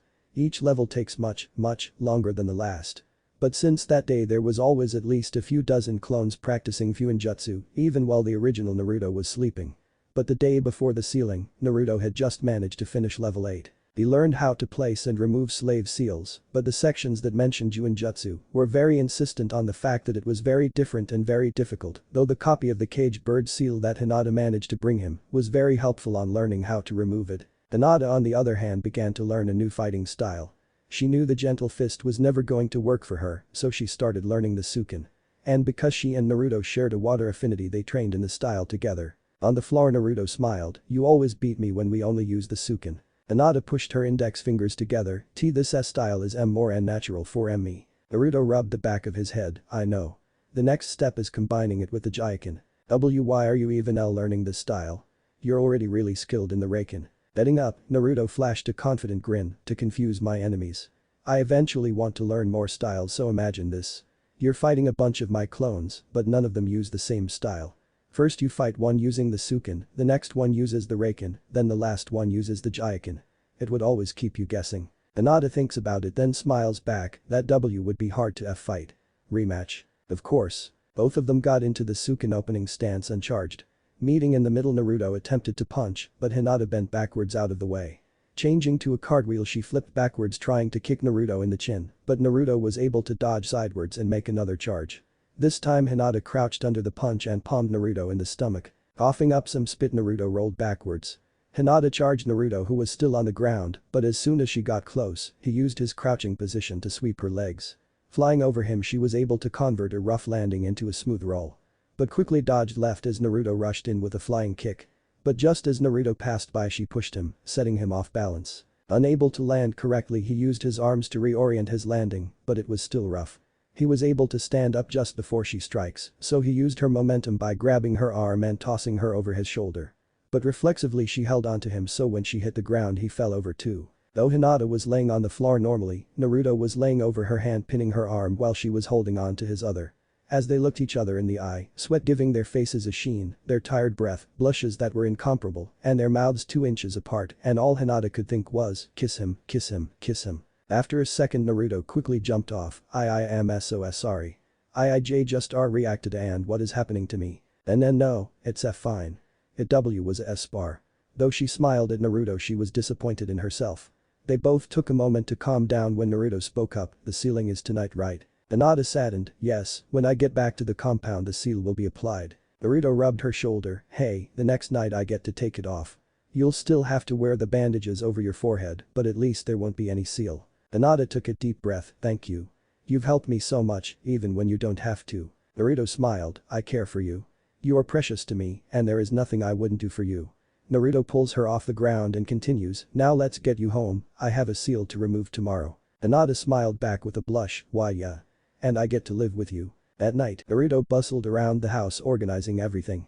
They had already bought and arranged the new furniture and moved most of her clothes and items into dressers in the bedroom. In the dining room everything was moved to the sides to make space for the ceiling circle directly in the middle. When Naruto returned from training tomorrow he had a job to do and he had to complete it. When he finally laid down on the bunk bed they had bought he began to focus on his plan. He understood that the kill switch on the seal was dangerous.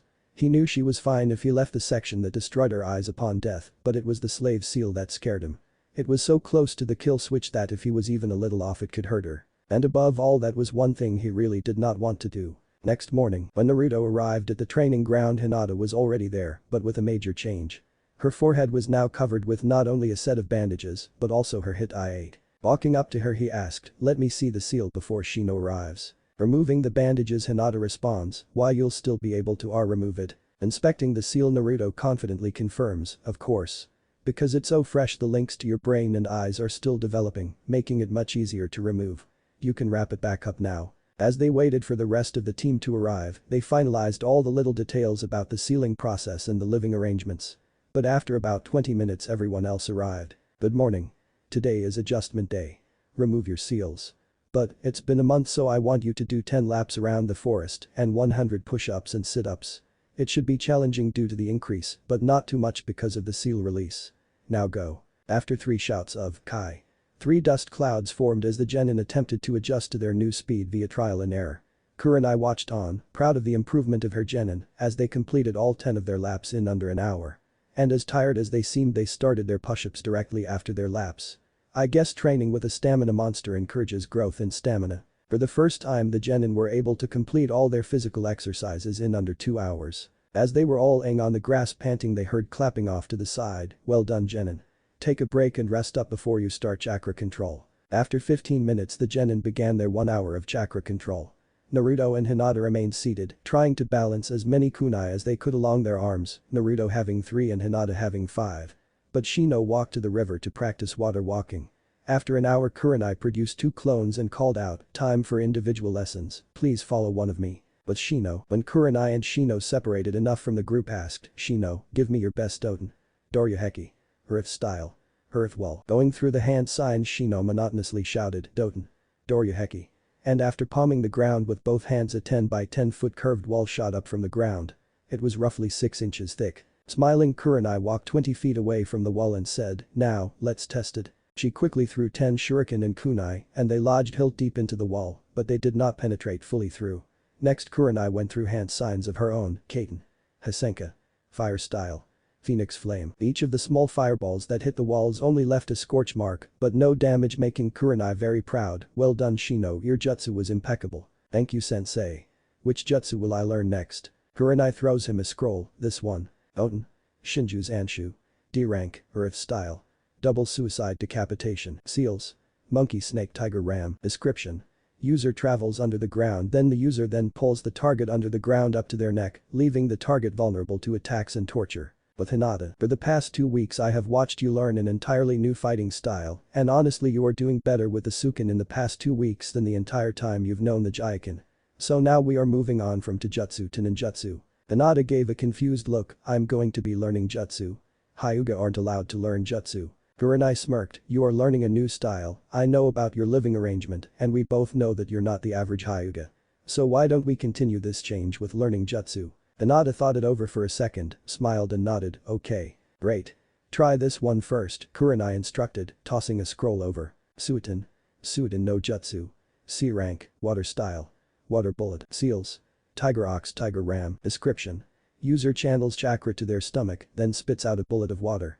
The more chakra is used the stronger the bullets are and the more there are. Closing it up Hinata smiled, I'll do my best. With Naruto, as promised, if you can show me that you can control your jutsu I will teach you another. Naruto smirks, goes through the hand signs, then shouts, Raiten. Right Tenahira. Lightning begins to pulsate in the palms of his hands as Naruto runs towards the nearest tree and slaps it. The area of the tree around his hand darkens slowly, and when Naruto removes his hand, there were dark scorch marks where the lightning used to be. Clapping, Kurenai congratulates, well done. Now I assume you would like to learn a water jutsu next. Definitely. Digging through her bag she found a scroll and tossed it to him. Good, because I found this jutsu and thought you might like it. Rolling it open it reads, Suiton. Sushoha. Air rank, water style. Water colliding wave, seals. Horse dog bird tiger boar ox rat. Description. User creates or controls a vortex of water that, using hand gestures, can be manipulated in any way. The water can even be evaporated by the user. The water can also be used for any additional water jutsu. Naruto asked excitedly, an A rank jutsu? Kurenai smiled back, created by our very own Nidaime Hokage, the jutsu is very adaptable. You could use it as defense, offense, or even support for your lightning jutsu. Though the more water you use the more chakra you need, though I don't think it will be a problem for you. But to accurately control the water, you need good chakra control. So it's a nice balance between power and control. Naruto grinned, I'll get this down, no problem. Dismissed. Team 8 finally finished their missions for the day though the Genin only though they were chores. But for the first time Hinata walked home together with Naruto. Though she still had 3 days to move out of her compound, Naruto's clones helped her finish moving the day before. When they entered the apartment Naruto directed her to the dining room as he retrieved his advanced sealing equipment from the bedroom. Sitting off to the side Hinata watched as on a paper that Naruto set down, he drew a large intricate seal circle. Finishing the seal Naruto gave her directions, please remove your head covers, then lay down in the center of the circle. Hinata calmly follows his commands, and Naruto sits beside her. To finish the seal I'm going to draw directly onto your forehead, so please do not move. Okay. The last thing Hinata saw before she closed her eyes was Naruto taking out his brush, dipping it in his chakra ink and beginning to draw. In total darkness she felt the cold ink the brush left behind and the soothing pressure of the brush moving along her skin. As time melded together she was unaware of how long Naruto was working, but she began to fall asleep after the hard work of a long day. But when she finally woke up she was staring up at the bottom of another bed. Slowly getting out of the bed she looked out into a dark room, but off to the side, she saw a clock reading 5 a.m. Channeling chakra into her eyes she whispers, Byakugan. Looking around she saw Naruto asleep in the bed above hers, and finally she remembered exactly where she was. I moved yesterday to live with Naruto. Hinata's blush was almost making the room glow. Deactivating her eyes Hinata quietly walked into the bathroom, flicked on the light and looked into the mirror. A smile slowly spread on her face as no longer was the green curse seal that burdened her clan, but a new blue seal that only served the purpose of protecting her eyes. Turning off the light she walked into the dining room and prepared some tea. Besides practice began in a few hours and she already got 12 hours of sleep. At around 6 a.m. she heard movement in the bedroom, so she walked over and saw Naruto getting ready so she called out, good morning. Naruto smiled, good morning. Did you have a nice rest? The best sleep of my life, thank you so much. Naruto scratched the back of his head and beamed, the sealing went perfectly, though it was difficult the seal was still making its connection to your brain, so it was easier to remove. 1 month later, Naruto and Hinata were on their way home from their mission, just happily discussing their training that day, because Kurenai had finally let them train in their affinity. They happened to be passing by a cafe when they heard a familiar shout, A rank. Already. Looking to the source of the shout, they saw Ino and Sakura talking with each other. Curious they hinged and took a seat near them to listen into their conversation. You have an A rank mission in your record? Sakura smirked, yup. It started as a C rank protecting this old drunk bridge builder Tizuna, but on our way to Wave Country, we ran into some Chunin Nukenin. No way. Really? Yeah. Kakashi played dead, but Sasuke-kun was able to defeat them both. Of course he did. Sasuke is so strong. Ino squealed. Naruto and Hinata rolled their eyes to this but continued listening. Then we found out that the old man was being targeted by this rich guy Gato, so we continued the mission. But like an hour away from the man's house we ran into an A rank Nukenin Mamachi Zabuza. Kakashi-sensei got trapped by Zabuza, so Sasuke-kun made a plan to free him. Sasuke-kun is so smart, right? Anyway after Kakashi-sensei was free he was about to defeat Zabuza, but this fake hunter nin pretended to kill Zabuza. He got away with it because we didn't know at the time. But when we got to Tizuna's house, Kakashi-sensei said that he was alive. So we trained for a whole week. At the end of the week we were going to the bridge, but Zabuza was attacking so Kakashi fought Zabuza and Sasuke-kun fought the fake hunter nin. But of course that day Dog Boy overslept so he was late to the fight. Ino rolled her eyes, what a lazy idiot. I know. But after that the hunter nin fake killed Sasuke-kun and Kiba because he was too strong. But it let Sasuke-kun unlock his Sharingan. Ino had stars in his eyes, Sasuke-kun must be even stronger now. He is. But as the hunter nin was about to kill Tizuna, Kakashi was about to kill Zabuza, so he took the hit instead. Zabuza was about to keep fighting, but then Gato came with some mercenaries to betray Zabuza, so Zabuza worked with Kakashi to kill all the mercenaries and Gato. Now that bridge is named after Team 7. Sakura puffed out her chest in pride. Ino pouted, I want a bridge named after me. Letting the two girls continue their conversation, Naruto whispers to Hinata, I want a bridge named after me too, and if Team 7 can go on an A rank mission, then we can go on a C rank one. Hinata nods, I agree, now let's get out of here. Paying the bill, they both left the cafe. Next morning, the three genin were doing their laps around the forest. However, when they got out of Kurenai's view, Naruto slowed down and matched Shino's pace. Hey Shino, do you want to do a C rank mission? Shino nodded, yes. I would like to move on from the chores that we receive as a mission. Well, me and Hinata heard that Team 7 went on an A rank mission, so I'm thinking that today when we go to the mission desk, we will use that information to get a C rank. Shino tilted his head, please explain the A rank mission. It was a C rank mission gone wrong, but they still have an A rank on their record. I think your plan for a C rank is good. I will cooperate. Naruto smiled, great. I'm gonna speed up now. Naruto sped up to return to his previous speed. That afternoon, when teammate entered the mission room, Hiruzen smiled, good afternoon teammate, we have some D rank missions for you, which one will you take? Kurenai was about to speak up when Naruto quickly jumped in, none. We will be taking a C rank. You've only been genin for 2 months. You are not ready for a C rank. Haruka scolded. What about Team 7? If they can handle an A rank mission, then we can definitely handle a C rank. Kurenai turned to her Hokage, A rank. Hiruzen squinted in suspicion, how did you hear about that? Hinata answered this time, we heard Haruno Sakura be bragging about it yesterday. Hiruzen turned to Shino, what do you think? We are ready. Kurenai. Kurini shrugged, if Team 7 can complete an A rank mission, then mine can definitely complete a C rank one. Hiruzen relented, okay. Haruka, give them a C rank. Haruka sighed and searched the C rank pile until he found a suitable mission. Handing it to Kurenai, she rolls it open and reads, though her face was slightly concerned, one of these. Already? Oh okay team, prepare for a C rank mission that will last up to 2 weeks. The mission should only last up to a week, but better safe than sorry. I will tell you the mission tomorrow. We meet at the main gates tomorrow morning at 8 AM. Dismissed. Next morning, standing at attention in front of the main gates, Kurenai shouts to her genin, tell me what you have packed for the mission.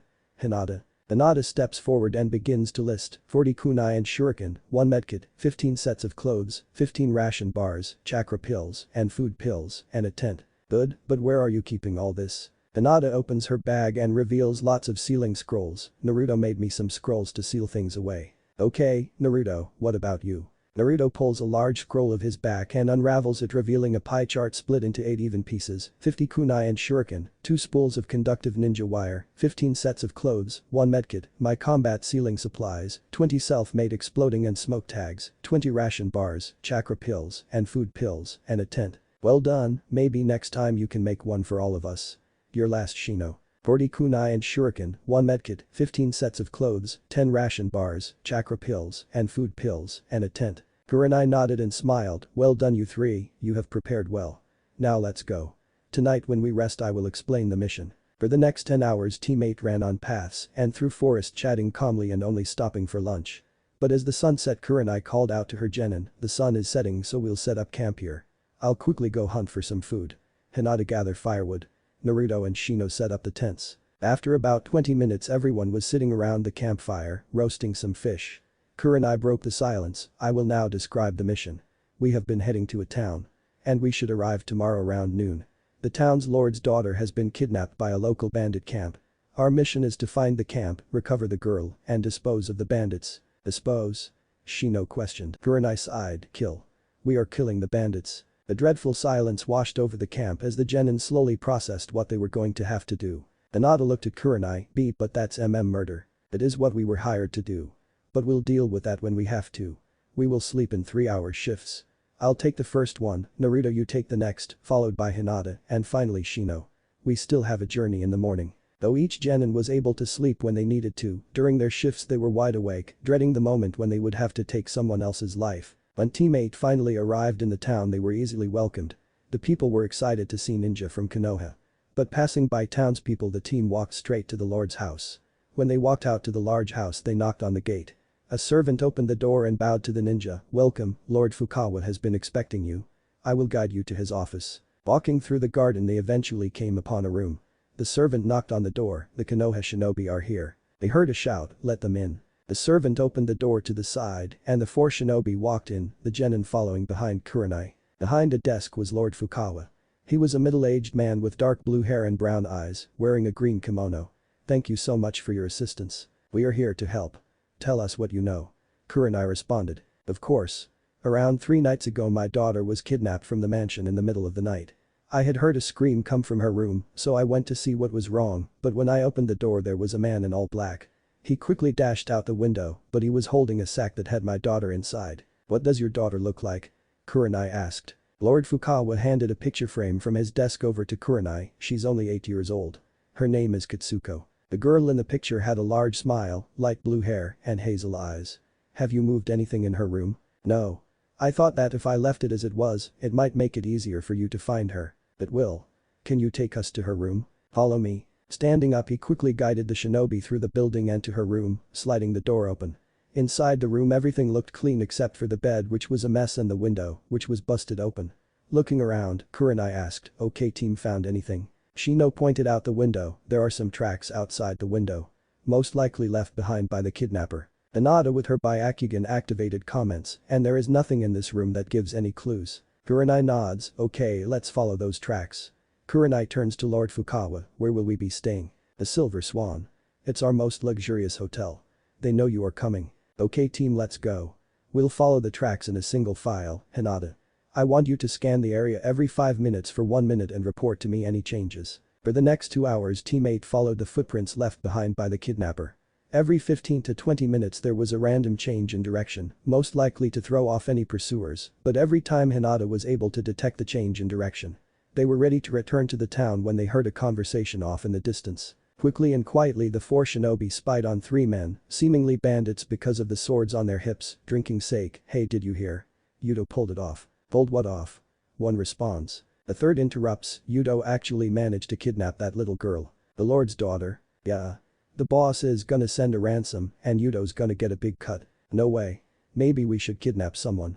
Get some money too. We could buy more sake." Letting the conversation go on, Kurenai signs to her genin. "We are going to capture them for interrogation." She receives 3 signals back. "Got it. Naruto, use right Tenahira on the one in front of you. Don't kill him." "Got it." Naruto nodded. "Shino, take out another by draining just enough of their chakra." "Understood." Shino shifted his glasses. "Hinata, take out the last with a Jaiken strike." "Okay." Hinata gave a thumbs up. "I will use a Jinjutsu to stun them, go." Kurenai made a few hand signs. "Now." All 3 genin jumped out of their hiding spots, quickly knocking all 3 men unconscious. Kurenai clapped. "Well done genin." "Naruto, apply a paralysis seal." "Hinata, what does their chakra system look like?" As Naruto places the seal on the 3 men, Hinata says, "Locked and not developed." Kurenai smiled. "Good. Then Jinjutsu will be perfect as an interrogation method. You guys can stay here until they wake up, but when they do I need you to walk away." The 3 genin just converse lightly, talking about their hobbies and new abilities. After about 30 minutes the 3 men begin to wake up, so Kurenai directs them away. The genin were just out of earshot, so they weren't able to see or hear what Kurenai was doing. But after about 20 minutes Kurenai called them back. Kurenai was standing facing her genin with a dark look, but behind her were the 3 men, lined up kneeling with their heads down. "Did you get the information?" Shino asked. "I did." "Then why has such a dark look?" Hinata was getting nervous. Kurenai stepped to the side. "Each of you will kill one of these men. Not with a jutsu, but with a kunai or your bare hands." "What?" Naruto shouts. "Part of the mission is to destroy the bandit camp, and that includes killing the bandits. I can't have you flinching in the middle of a fight, so I need to get you through your first kill trauma now." "Bee boo boo," but Hinata could only stutter. Kurenai shakes her head, but nothing. "This needs to happen. The earlier the better." While the other 2 were frozen in shock, Shino silently and slowly grabbed a kunai from his pouch, walked over to the man on the left and plunged it into his carotid, blood flowing down Shino's arm. Shino left the kunai in the man's neck and returned to his position as the man dropped to the ground lifeless. Shino still kept his stoic look, but it was obvious that he was bothered by the way he stared at his bloodied hands and how his bugs were strangely quieter than normal. Naruto was next to snap out of his shock. Following Shino's example he silently walked over to the man in the middle, grabbed his head, and swiftly snapped the man's neck. Quietly Naruto walked over to Shino and hugged him, completely disregarding bloodstains as Shino hugs him back. Letting go, Naruto just watched Hinata. Hinata slowly trudges up to the final man and looks down. But for a few minutes Hinata couldn't even move. "I've accepted my fate, girl. It's time you do too," the man grunts out. Tears slowly form in the corners of her eyes as she activates her Byakugan. And the tears begin to fall as she strikes his chakra core, killing him instantly. When the man drops to the ground, Hinata follows, turning her into a bowling mess. Naruto quickly runs over to Hinata and hugs her too. She immediately latches onto his shirt and cries into his shirt. Naruto just strokes her hair, laying his head onto hers. Gathering her genin, Kurenai sits in front of them. I understand the pain of the first kill. It feels like you have done the world's greatest crime. And it feels extremely personal. We murdered them. Hinata wails. Naruto and Shino's gaze drop to the floor at this, but Kurenai quickly jumps in. No. You did not murder them, you killed them. What's the difference? Shino asks. Murder can only be for personal gain. People murder for money or enjoyment. But killing can be for good. These men were rapists, murderers and thieves. Killing them most likely prevents other people's deaths. Remember that. Now let's go back to town. We have a job to do tomorrow. Quietly Kurenai leads the genin back to the town, leaving behind a clone to hide the bodies. When they arrive at the hotel. When Kurenai walks up to the attendant recognizes them immediately and asks, how many rooms do you need?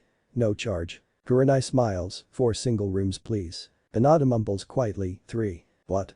Kurenai asks. Hinata speaks, oh only Kurenai and Naruto here, only 3. Please don't make Naruto leave me. Kurenai nods, okay. Turning back to the attendant she makes a correction, actually please change it to 2 singles and a double. All close to each other. Right away. The attendant scuffles around looking for the keys they need. Finding 4 keys she hands them over, here you go. All on the 2nd floor. The double is across from the 2 singles. Kurenai takes the keys, thanks the attendant, and hands them over to her genin. When Kurenai entered her room, she put her bag down and flopped onto her bed, staring up at the ceiling. She thought, I really hoped I handled this well. In his room Shino silently processed what he had done, but kept remembering his sensei's words, me killing that bandit might have prevented other people's deaths. Holding Hinata in his arms, Naruto managed to unlock the door and lock it behind them. Walking over to the bed closest to the door, he managed to take her bag off and remove the scroll from his tried to let Hinata down onto the bed, but she clung to him tightly. When he tried to pull away he heard her murmur, you're warm, please don't leave me. Naruto smiled softly and tiredly, so he relented and laid next to her in the bed. Pulling the blanket over them he hugged her close and she snuggled into his chest. The two slept peacefully in each other's arms. Next morning, Kurenai woke up staring at the ceiling. Looking over to the clock it only said 6:17, so she doubted that any of her genin were awake, especially because she figured that all of them took a while. Walking over to her bag she pulls out the maps of the bandit camp to begin planning. She would wake up the genin in a few hours. For the first hour she debated whether or not to rescue the girl first, then attack the camp or to attack the camp first, then rescue the girl in the process. Though she finally decided to rescue the girl first, Kurenai ran into another dilemma. How would they rescue the girl? Should the entire team sneak in? But that would make them easier to track. But if the whole team didn't go, who would go? She was still trying to figure it out when she heard a knock on the door. Quietly she walked to the door and looked through the peephole. Seeing who it was, she unlocked the door to let in Hinata and Naruto. Good morning sensei. Good morning you two. I thought you would still be asleep. The two blushed and looked away from each other. No, we slept really well, so we woke up around 7. Kurenai smirks, oh? The way Hinata clung to Naruto, they probably slept in the same bed. Seeing the maps behind her Hinata asks, what are you doing Kurenai-sensei? Getting a little more serious, Kurenai says, I'm planning for tonight. But I can't find a safe plan. Maybe I can help. Okay, well so far my plan is to send in 1 or 2 people to rescue Katsuko, but I don't know who should go among us 4. Easy, me and Hinata. Hinata looked at Naruto petrified and Kurenai just raised an eyebrow, and why is that? Hinata because she will be able to find the girl the easiest and me, because once we find the girl, I can simultaneously get her out of there and cause a ton of havoc. Why not give your seals to someone else? Why not me and Hinata? Because I know the inner intricacies of my seals. And I can make more in seconds. If I just gave you seals you would have a limited amount. But I also have a plan that requires me to be in the center of the base. Explain. The day before we left you watched me get full control of the Suiton. Sushoha. Right. I would use the river next to the bandit camp to completely fill up one of my seals. Then once we find and free the girl, presumably in the center in the camp, I would use that water for my Suiton.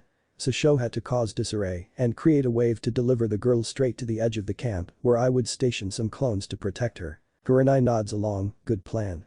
And when we see the wave me and Shino would jump into action to kill any bandit we see. Right. But what about the river? What if they try to escape by swimming across it? I would station a clone there to drown any bandit that tries to cross. Also by Suiton. Sushoha. Right. Staring at the map in front of her, Kurenai smiles, that is a good plan. The two finalized a bunch of little details, but when the clock hit 9 Hinata cut in, how about we wake up Shino and inform him of our plan over breakfast. Naruto's stomach grumbled loudly, that sounds great.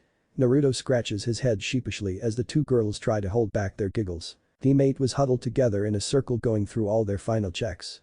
Waiting until nighttime they were going to use the darkness to their advantage. Clones. Moving into position. Naruto responded, water seal. Prepped. Communication seal. Effective. Shino stated. Alright then, this is combat, so everyone removes their restriction seal. We can't be handicapped. After everyone cancels it, Kurenai nods, Hinata, Naruto, you can go. Naruto quickly applied the invisibility, noise cancelling, and seal counter seals. Over the comms Naruto asks who can see me. While Kurenai and Shino responded negatively, Hinata was still able to see him even without the Byakugan. And without the comms, who can hear me? This time only Hinata could hear him. Alright Hinata, let's go. Though Naruto and Hinata were not visible or audible, they still kept to the shadows to avoid confrontation. Hinata activated her Byakugan and looked around and spotted a hut with a lot of prisoners. Hinata whispered, I think I found her, follow me. Still silent they stalked over to the hut. And entered only when someone else opened the door. Inside they had found dozens of women in cages of a range of ages. All of them dressed in rags, a hollow, broken look in their eyes. Hinata became explosively angry and was about to blow their cover when Naruto quickly jumped in, hey, don't worry, we'll save them all, but Kitsuko is our main focus. Looking through the cages they found their target, so Naruto quickly applied all 3 seals and unlocked her cage. But Kitsuko slightly jumped in surprise at seeing 2 new people. Who are you two? She asked, scared. Hinata softly responds, we are here to save you. Would you trust us? The girl nods hopefully, okay. Thank you so much. Silently the 2 Genin exit the tent. Naruto makes a clone that carries the little girl. Naruto takes a deep breath and asks Hinata, are you ready? Taking a deep breath of her own, Hinata responds, as ready as I'll ever be. Naruto places the seal on the floor below his feet, goes through the hand seals. Just as he finished he stomped on the water seal, activating it and making all the water rush out. Raising his arms he manipulates the water to rise in a pillar all around them. Kitsuko and Hinata look up at the thousands of kiloliters of water surrounding them in awe. Reaching over 50 meters in height, all the bandits looked at the water pillar in confusion. Naruto drops his arms pointing them outward, and the pillar collapses in on itself and rushes out in all directions. With Kurenai and Shino watching the waterfall, Kurenai shouts to Shino, that's our cue. Kill any bandit you see as efficiently as possible. Shino only nods as they run into battle. With Naruto and Hinata, Naruto left a gap above their heads so that the weight of the water didn't crush them. He also made sure the water did not touch any of the prisoners in the tent behind him. But once the water was low enough, the clone holding Kitsuko jumped out and ran towards the group clones made to protect her. When Naruto receives the memories of the clone meeting all the others, he shouts, evaporating the water, get ready to attack. With a snap all the water instantly evaporated, leaving behind many crushed corpses, but a few panting men attempting to regain their breath from being tossed around in the water. Naruto quickly threw kunai straight into the necks of any bandit nearby. With her Byakugan still active, she runs up to every bandit she sees. Klosabi dodges any attack they might throw at her, then gives a quick Jaiken strike to the chakra core. At long range Naruto throws kunai into the head, neck, or heart of any bandit he sees. If a bandit happens to get too close to him, he electrocutes them with the right Tenahira. And anytime Hinata begins to get overwhelmed, he carefully throws a kunai with an explosive tag to give her some room quickly. I hope Kurenai and Shino are doing well, because me and Hinata are doing just fine, Naruto thought. They continued like this, ignoring the bodies that began to pile up around them. But as Naruto threw a kunai at another bandit a few meters away, out of the corner of his eye, he saw Hinata flinch and slow down. She slowed down just enough for a bandit to get behind her, but just as the man was about to slice her head off, a well-placed shuriken killed him before he hurt her. Running over to her, Naruto asks, what's wrong? Hinata stares northwest, a ninja. Naruto shakes his head, there shouldn't be any. Only bandits. Well there is. And he looks angry because he's heading straight for us. Chakra capacity. Low Jonin, about the same Kurenai-sensei. Naruto blanched, Ada. 3 minutes. Naruto immediately called for Kurenai using the seal, Kurenai-sensei, we need help. What's wrong? Low Jonin, level ninja on a warpath straight for us, Ada. 3 minutes. I can't get there for at least 5 minutes. Try to hold out for as long as you can. Naruto quickly turns to a scared Hinata, we are going to have to hold him here for at least 2 minutes. But he's a J Jonin W, we are only G Genin. Naruto gives a confident smile, don't worry, we got this. Let's be optimistic, he might just be a Chunin with big reserves. Deactivate your Byakugan for not the next minute. But reactivate them a minute before he arrives. Quickly Naruto makes 2 shadow clones that pick up the old water seal and run off. Where are they going? Just to get us some water for our jutsus. Now stand up, we have to show a facade of confidence, maybe he'll underestimate us that way. For a minute they just waited there, preparing themselves for the fight. When Hinata reactivated her Byakugan she only saw Naruto, the ninja roughly 30 seconds away, and the 2 clones just getting back from their water trip. Everyone else was dead or running towards Kurenai and Shino. Naruto motioned for his clones to hide so that they could surprise the enemy with their Sashoha. You two caused all this? A voice boomed. You slaughtered my bandit camp. The hulking man stepped out of the darkness. He was 6'5" with bulging muscles, black hair and black eyes. Across his forehead was a hit I-8 with a Rock Village insignia with a scratch straight through it. His legs didn't seem to be as developed as his arms, so they hoped that was a weakness they could exploit. But then the man pointed to Naruto. You look like the Kairoi Senko. Yellow flash, the man seethed, are you related to that man? Naruto calmly responded, I wouldn't know, I have been an orphan since birth. The man gives a maniacal grin, well I'm gonna have to kill you anyway. Just in case. The man sprints over to them and tries to smash them on the head, but the 2 genin quickly dodge to the side. However, when his fists hit the ground it makes a crater and leaves cracks in the ground. The 2 genin have the same thought, we cannot get hit by that. Hinata runs around the man and tries to close some tenketsu in his legs, but the man sweeps his left arm, forcing her to jump back and out of the way. On the other side Naruto throws a few kunai to keep distance, but the man only uses his other arm, which darkens slightly, to block his face, because when the kunai hit his arm, they bounced off the darkened part harmlessly. That won't be enough boy. Ignoring Hinata the man charged straight to Naruto, but Naruto quickly made 3 clones. While the first 2 ran to meet the man halfway they were dispelled by a few punches. But the delay was just enough to allow the 3rd clone to begin his jutsu, Raiten. Right Tenahira. Running in the clone tried to touch, but the man kept dodging for a few seconds until he popped it. Speeding through hand signs the man shouts, Doten. Doryoden. Earth style. Earth dragon bullet, a dragon of earth emerges from the ground, opens its mouth, then shoots bullets of earth. Naruto dodged all the bullets fluidly, but then he looked behind him, the bullets were destroying anything they came in contact with. Naruto became worried, the other women. They're going to die in the crossfire. Hinata charges the man from behind, providing just enough of a distraction to sneakily make a few clones to help the women out of the cages. Signaling to his other clothes, they release the water to manipulate it. Hinata was dodging the Iwa Nuke Nin strikes, but unfortunately she was off balance for a split second, giving the man a chance to hit her. But just as he was about to land his strike a dense stream of water crashed into him, toppling him to the ground and giving Hinata a chance to run away. Grouping back up Naruto asks, any luck? Hinata shakes her head, no he's fast, strong, and it seems that Suiton Jutsu have little to no effect. Though he seems really easy to set off balance. Note taken, but remember looks can be deceiving. The man stood up menacingly, you are going to pay for that kid. Trying to stall Naruto asks, if you are going to kill us, can we at least know your name? The man gives a mad grin, Tetsuden Ryuma. Faster than before the man dashes straight to them. A clone tried using water to slow the man down, but he ran straight through it. But the momentary blindness gave the pair a chance to dodge.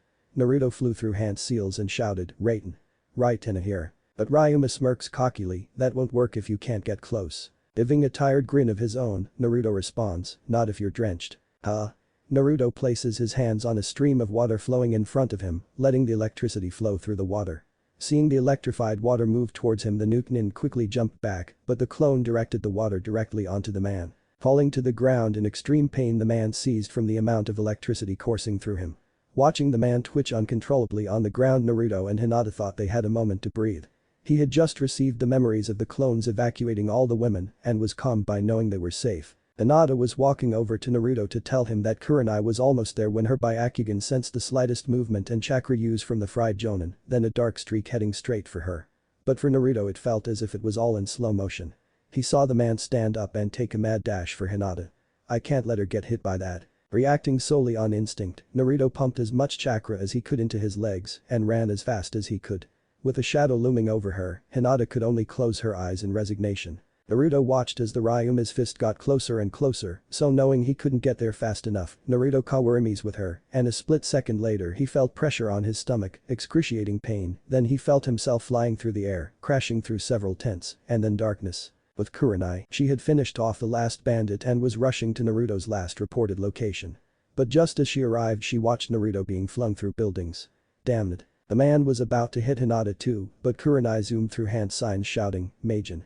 Jubaku Satsu, demonic illusion. Tree binding death. Instantly Ryuma froze, believing that he was bound by a growing tree, giving Shino just enough time to pull Hinata away. But after a second Ryuma broke through the Genjutsu and glared at Kurenai. "You are the leader of these brats. I guess I'll have to kill you too." His expression morphed to a lecherous grin, "But maybe I'll have some fun with you first." Sprinting to her position, he tries to knock on her unconscious, but his arm passes right through her. Amid another Genjutsu. Kai. Her image fades away, and when he turns around to find her, he receives a foot to the jaw, knocking him to the floor. "Damn woman." The man screams. As he stands up, he runs through hand signs. Doten. Domu. Earth style.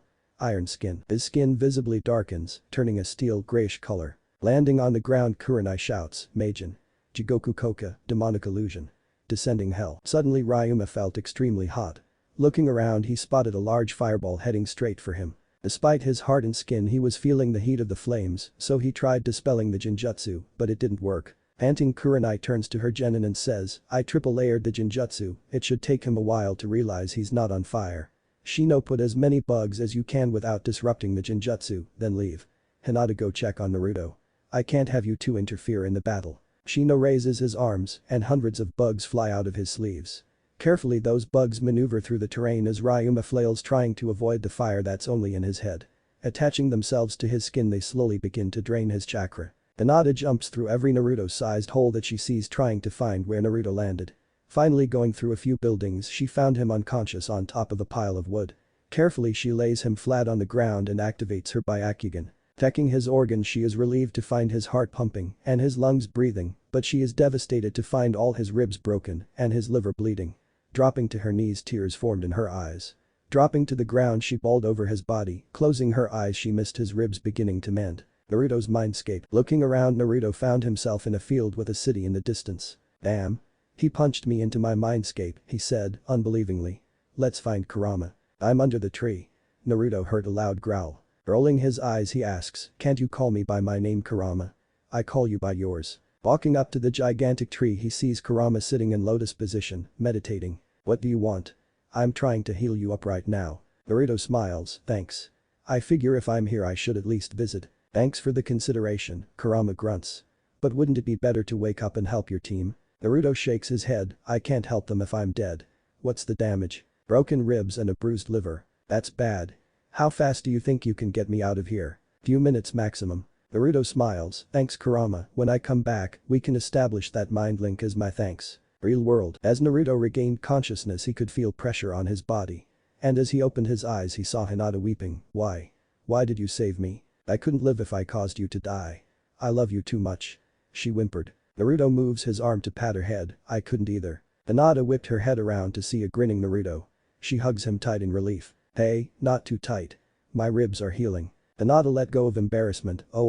Sorry." Standing up, he smiles, "We're going to have to talk later, but for now, let's go help Kurenai-sensei." Blushing up a storm, she could only stutter, "Wait." However, Naruto couldn't hear her, already having run off into battle. But Hinata remained behind, catching her breath. Ryuma wiped blood from his mouth. "You know, I never thought a girl would give me this much trouble." A demonic look formed in his eye. "I was going to keep you alive as my personal whore, but now, I'm going to kill you." He made a crazed dash for Kurenai when a blonde and dark blue blur slammed into the side of his head, sending the man crashing through a wall. Flipping off of the man's head, Naruto lands carefully on the ground. Kurenai ran over to her student. "Naruto. Are you okay? You should not be here. I saw you get punched through the wall." Naruto smiled, "I'm doing just fine, Kurenai-sensei. Now let's take down this bastard." Kurenai shook her head. "No, you need to get out of here, this is a fight between Jonin." "Not gonna happen. I'm helping you take him down." She was going to continue arguing when she heard a cackle from the side. "I thought I turned you to paste. It'll be fun to try again, Doten. Doryuso. Earth style. Earth flow spears." Jumping back away from the incoming spikes, Naruto asks, "Are you going to let me help now?" "Fine." Quickly, Naruto forms a single seal, Kage Bunshin no Jutsu. And Kurenai goes through a seal sequence of her own, Katen. Enden. Fire style. Fire bullet. Ryuma is forced to end his jutsu as he dodges right, away from the flame. But quickly shouted out a jutsu when he found himself surrounded by clones, lightning in their palms. Doten. Taju Doryuheki. Earth style. Mass earth walls. Breaking down the walls, the clones find that Ryuma has disappeared, so the clones tread very carefully, but one suddenly sinks to their neck. Looking to the floor, another falls to the ground, then another. Realizing what was going on, Naruto and Kurenai jump off of the ground and onto the roof of a nearby hut. Taking some kunai out of his knee pouch, he begins to wrap them in paper, watching and waiting for his enemy to appear. Jumping out from under the ground, he couldn't see anyone. But on pure instincts he quickly dodged to the left, a kunai zooming over his shoulder. Turning to face the source of the kunai, he was about to charge when he felt a stab to the stomach, heard a hiss, then something exploded right in front of. Naruto watched as his enemy was consumed by an explosion at point-blank range. I thought he would dodge the second one. I hit it with Meijin. Kokoni Arazu, demonic illusion. False surroundings. Naruto prepared more seals as he watched the smoke and dust fade away. And in the center was a panting Ryuma, with gray skin and heavy burns throughout his chest. Not giving the Nukenin any time to rest, Naruto threw a few shuriken to vital spots all over his body. Hurriedly Ryuma dodged all the shuriken, not wanting to test how his burned skin affected his Domu. However, he was too tired to realize the wires going through the rings of the shuriken, but by the time he did it was too late and he was wrapped in wire. Naruto sped through hand signs and shouted, Raiden. Right Tenahira. Holding the wire in his hand, the electricity that generated in his palms to course through the wire, but this time with much more voltage. Holding the jutsu for a few seconds, Naruto wanted to make sure that Ryuma was dead. Jumping down from the hut, Kurenai walked over to the Nukenin's body, kneeled, and put her fingers to his neck. Finding no pulse, she took a kunai and cut off his head. Naruto, may you please make me a storage scroll, she asked. As Naruto takes out his sealing stuff and quickly draws a seal, Kurenai burns the body, leaving the head behind. Here you go. Naruto says. Passing the scroll to his teacher, Kurenai takes it and seals away the head and stores the scroll in her bag. He might have a bounty. Hearing the battle end, Shino and Hinata come back to the battlefield. Tiredly Kurenai asks, are there any bandits left? Hinata pales, and no, they are all dead. Kurenai raises an eyebrow, then what's wrong? WWEK killed them all, Hinata stutters. Oh. How about we return Kitsuko to her father, then we can all talk, Kurenai sighs. Naruto, take us to her. Sure, but what about the other captives? Other captives? Yes. We found her in a cage, but there were dozens of other women too. Kurenai scratches her chin, I guess we can take them to the town too, see what Lord Fukawa can do for them. Naruto nods and starts walking to an untouched portion of the forest, the rest of the team following behind. Walking up through the trees, they spotted a small clearing where there was a girl sleeping in the arms of a Naruto clone. Quietly they walked up to the clone and Naruto asked, where are the other women? Deeper into the forest. They barely chose to follow you out of the tent. They have an intense fear of men. Kurenai walked away from the group, I'll go talk to them. It's almost dawn, so we leave for the town at daybreak. The next morning everyone walked towards the town as a group. Kurenai led all the women, while the genin were responsible for Kitsuko, though it was a little difficult because of how tired they were. As the group entered the town they caused a commotion, and when they arrived at the lord's mansion, the butler only allowed Kitsuko and the shinobi in. The women were nervous, but Kurenai reassured them that they would be fine. Once again they were guided to the office, but this time when the door slid open Kitsuko shot through the door shouting, Papa. I missed you. Holding her in a fierce hug, Lord Fukawa responded, I did too, my baby girl. Did they hurt you? Or touch you? The little girl shook her head, no. After they took me away in the bag, they just left me in the cage. But the food was bad and the people were scary. The girl looked like she was about to cry, but then she smiled brightly. But then they saved me and got to see that boy do cool things with water. We even surfed on a wave. I am so sorry, Kitsuko-chan. I should have done better. It's okay, Papa. I'm okay now, the cool ninja saved me. Putting his daughter down, Lord Fukawa turns to the ninja, thank you so much for rescuing my daughter. But what about the bandit camp? Kurenai stepped forward, eliminated. Lord Fukawa, may I make a request? Of course. What do you need? We found many women in the bandit camp alongside your daughter. I humbly request that you accommodate them in your town. They have no place to stay. Lord Fukawa smiles warmly, it would be my pleasure. There is an apartment building that has not been rented out yet, we can accommodate them there. Thank you for your kindness. Now excuse us, but my team needs their rest. Exiting the mansion, Kurenai informed the women of their new residency, then returned to the hotel with her team.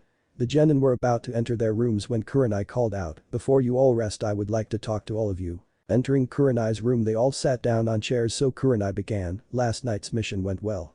I know that there were some complications and a scare, but you all adapted well. Naruto and Hinata, your infiltration of the camp was perfect, you found our target, then swiftly and safely removed her from the battlefield, and Shino, your use of bugs helped me find and kill many bandits, even hidden ones. While her genin showed their own forms of pride and happiness, she could see how disgusted they were in their actions.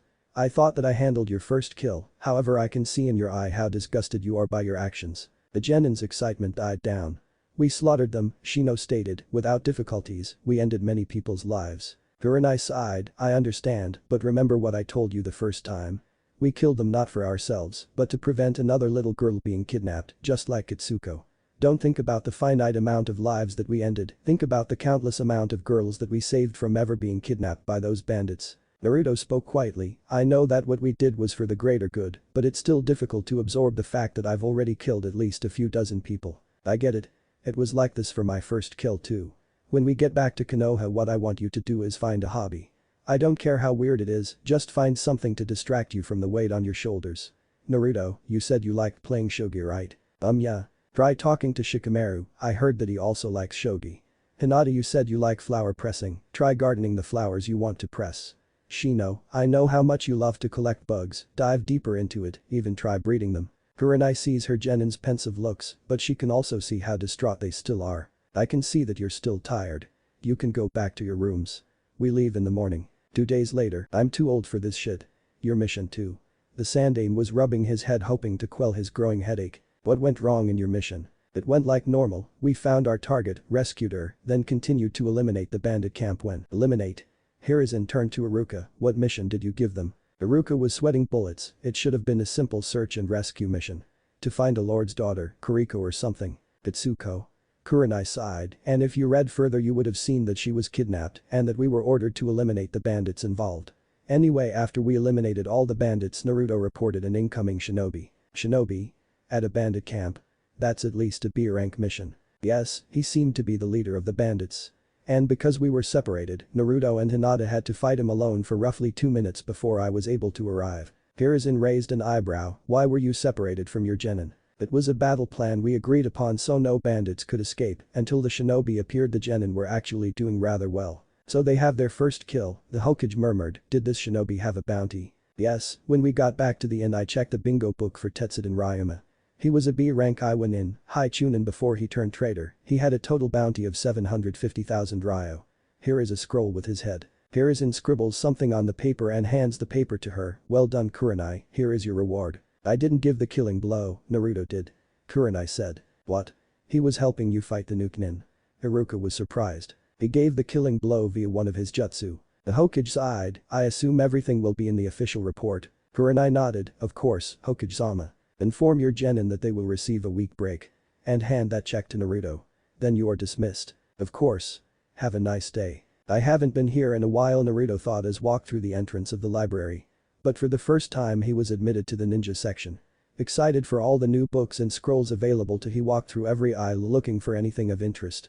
But the closer he got to the end of the genin section, the more disappointed he became. His hopes for cool new techniques or awesome training methods slowly faded. Though the Shunshin, body flicker, looks useful, everything else here won't help me in a fight. This can't be it. Naruto thought. Slightly desperate, Naruto combed through the genin aisles one more time attempting to find anything, but to his dismay, there wasn't a single book or scroll that interested him. There is no way I'm leaving without something cool or useful, Naruto whispered to himself. Naruto walked over to the Chunin section to try and find something better, but just as he was about to look through the first aisle, he felt a hand gripping his shoulder. Looking up he saw a Jonin wearing a bandana with mid-length brown hair and brown eyes and a sentence sticking out of his mouth. Look kid, I know you're eager to learn some cool new jutsu and stuff, but you gotta learn the basics before you do anything more advanced. That's why anything you are probably looking for is here in the Chunin section. You'll get here eventually, the man said. Oh, come on, Naruto pouted, I already know kunai balancing and my chakra affinity. Besides, the best thing I could find in the genin section was the Shunshin. The man sucked in a breath, wow that's kinda bad. But after mulling it over the man continued, if you know kunai balancing I guess you'll be fine, just don't get in over your head with high-level jutsus. Just start small and build yourself up. Thanks mister, Naruto smiled and walked back into the aisle. It didn't even take a minute before he found something that truly interested him. Applications of chakra affinities. Pulling the book off of the shelf he sat on the floor to read a snippet. There are 5 chakra affinities, fire, water, earth, lightning, and wind. To become a Jonin mastery of 2 affinities is required. And while the main purpose to master affinities is to make learning jutsu easier, each affinity has a purpose beyond the accumulation of jutsu. To find these purposes skip to the page of your affinity. Lightning page, 49. Naruto flips to said page. Lightning chakra when flowing through one's body can be used to increase speed, reflexes, and in extreme cases, as seen in the Raikage's Raiten no Yoroi, can be used as strong armor. However, this can be very dangerous because lack of control over the flow of the lightning chakra can lead to electrocution. To avoid this, users should learn chakra flow techniques. Snapping the book shut, Naruto jumps up to find a book on chakra flow. And after reading a snippet of that book too, Naruto begins to look for jutsu, Doten. Doryuso. Not my affinity raten. Rakurai. I'll take it Suiton. Suiton. Kurenai-sensei is already teaching me this. Naruto had been searching for 15 minutes looking for jutsu that interested him, though most of the jutsu in the library were fire jutsu. But suddenly Naruto paused, wait, I should find something for Hinata. Again Naruto searched the shelves looking for something that Hinata might like to learn. It took him a minute, but finally Naruto found it. Something that Hinata would love. 1 hour later, I'm home, Hinata-chan.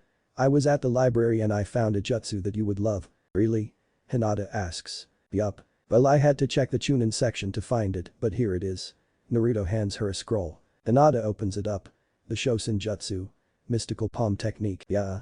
I know you make those ointments for healing, so I thought you would love to learn some really Ryonin jutsu. Thank you so much, Naruto-kun, though I should tell you, Kurenai-sensei stopped by earlier. Oh, what did she need? Well, first was that we have a week break from team missions and training. Great. Naruto smiled, more time to learn the jutsus I found. And second, Hinata continued, was to drop this off. Hinata slid over a slip of paper. What's this? Naruto asked, but then his eyes bulged, whose is this and why does it have so many zeros? It's yours, Hinata said, because you dealt the killing blow on Ryuma, you get the bounty. Well, with all this money and time on our hands, I think it is the perfect time to talk. Hinata was confused, talk? About what? Naruto became sheepish, you said you loved me. Hinata blushed a bright red, I did. Did you really mean it or was it the heat of the moment? Naruto asked hopefully. Hinata looked down as her blush went nuclear, really L love you.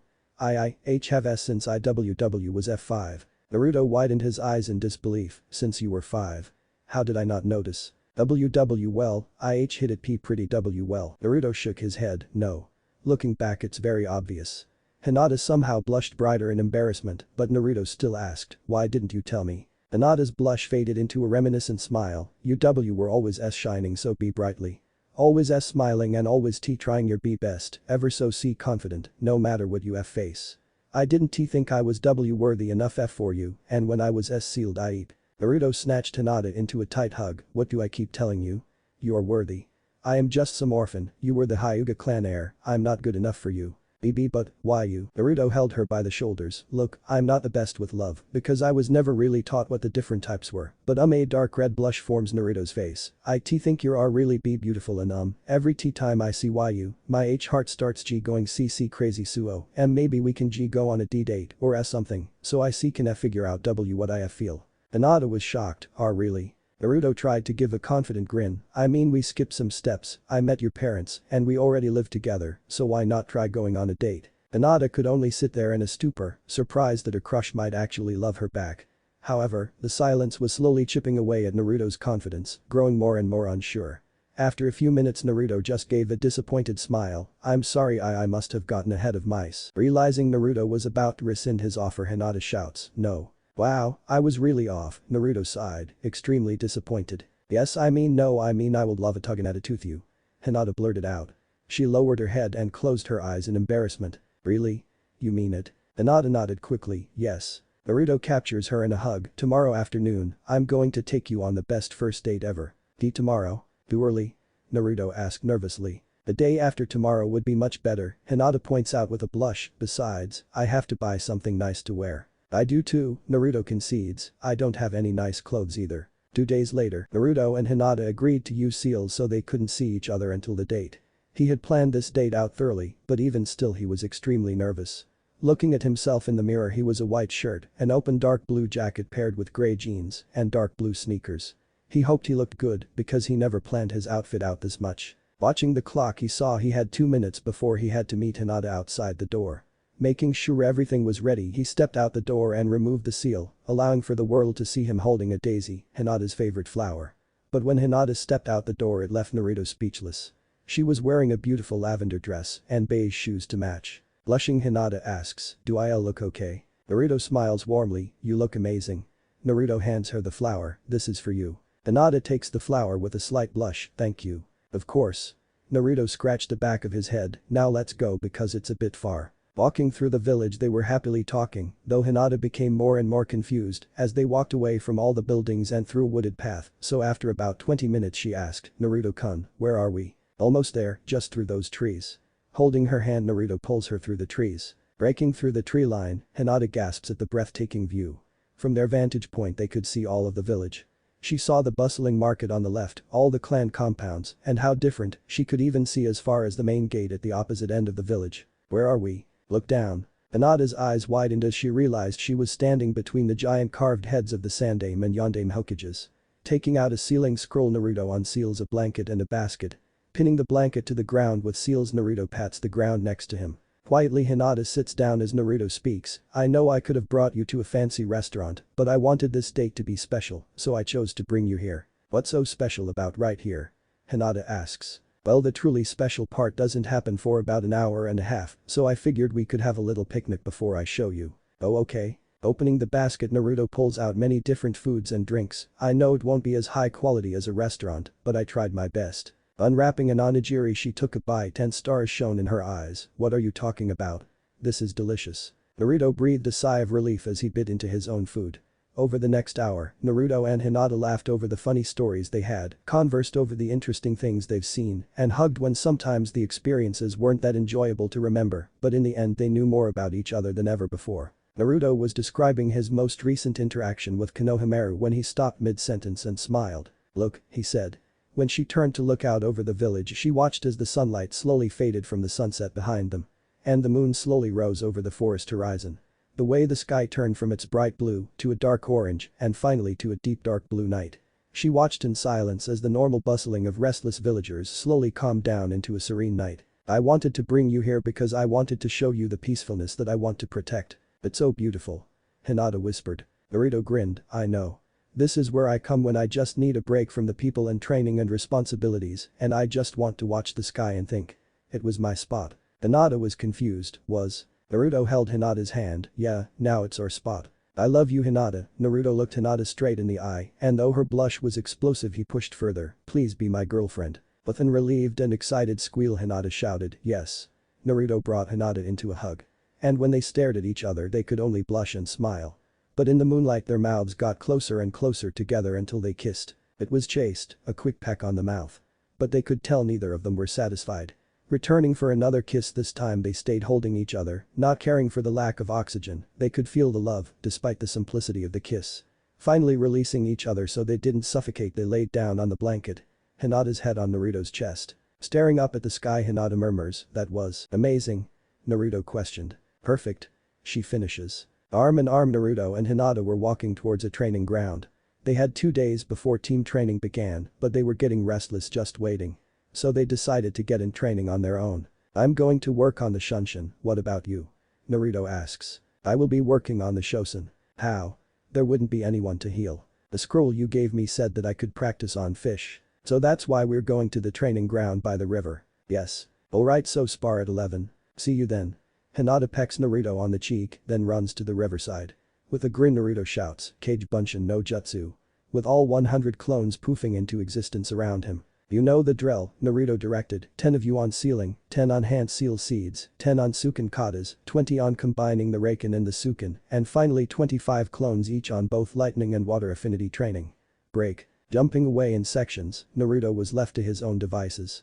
Opening the scroll, he read it through and memorized the seals. Shunshin no Jutsu.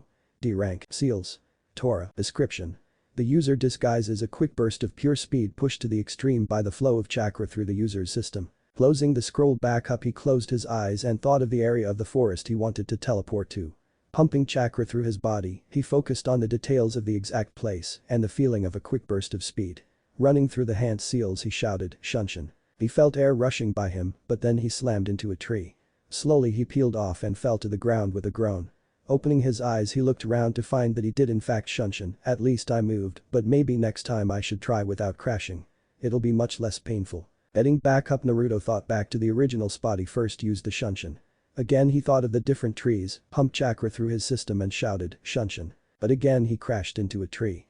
Rubbing his head hoping to quell his growing headache, Naruto thought, maybe not so much chakra. I might be overshooting. He waited a minute for the pain to subside before he stood back up, and this time he used much less chakra as he pictured the area he wanted to teleport to, but when again he shouted, "Shunshin." This time he didn't move at all. Huh? So not enough this time? He thought. He pumped more chakra in his next attempt, but this time when he shouted, "Shunshin." He moved, but not as far as he would like. Over and over again he attempted to use the shunshin without, but every time he adjusted his chakra for a new attempt it never worked out. After 15 minutes of constant trial and error he flooded his system in chakra in rage and screamed, "Shunshin." Instantly he appeared exactly where he wanted, but he retained all of his momentum and in an instant all the anger vanished and turned into fear. He was about to crash headfirst into a tree faster than he had ever moved before.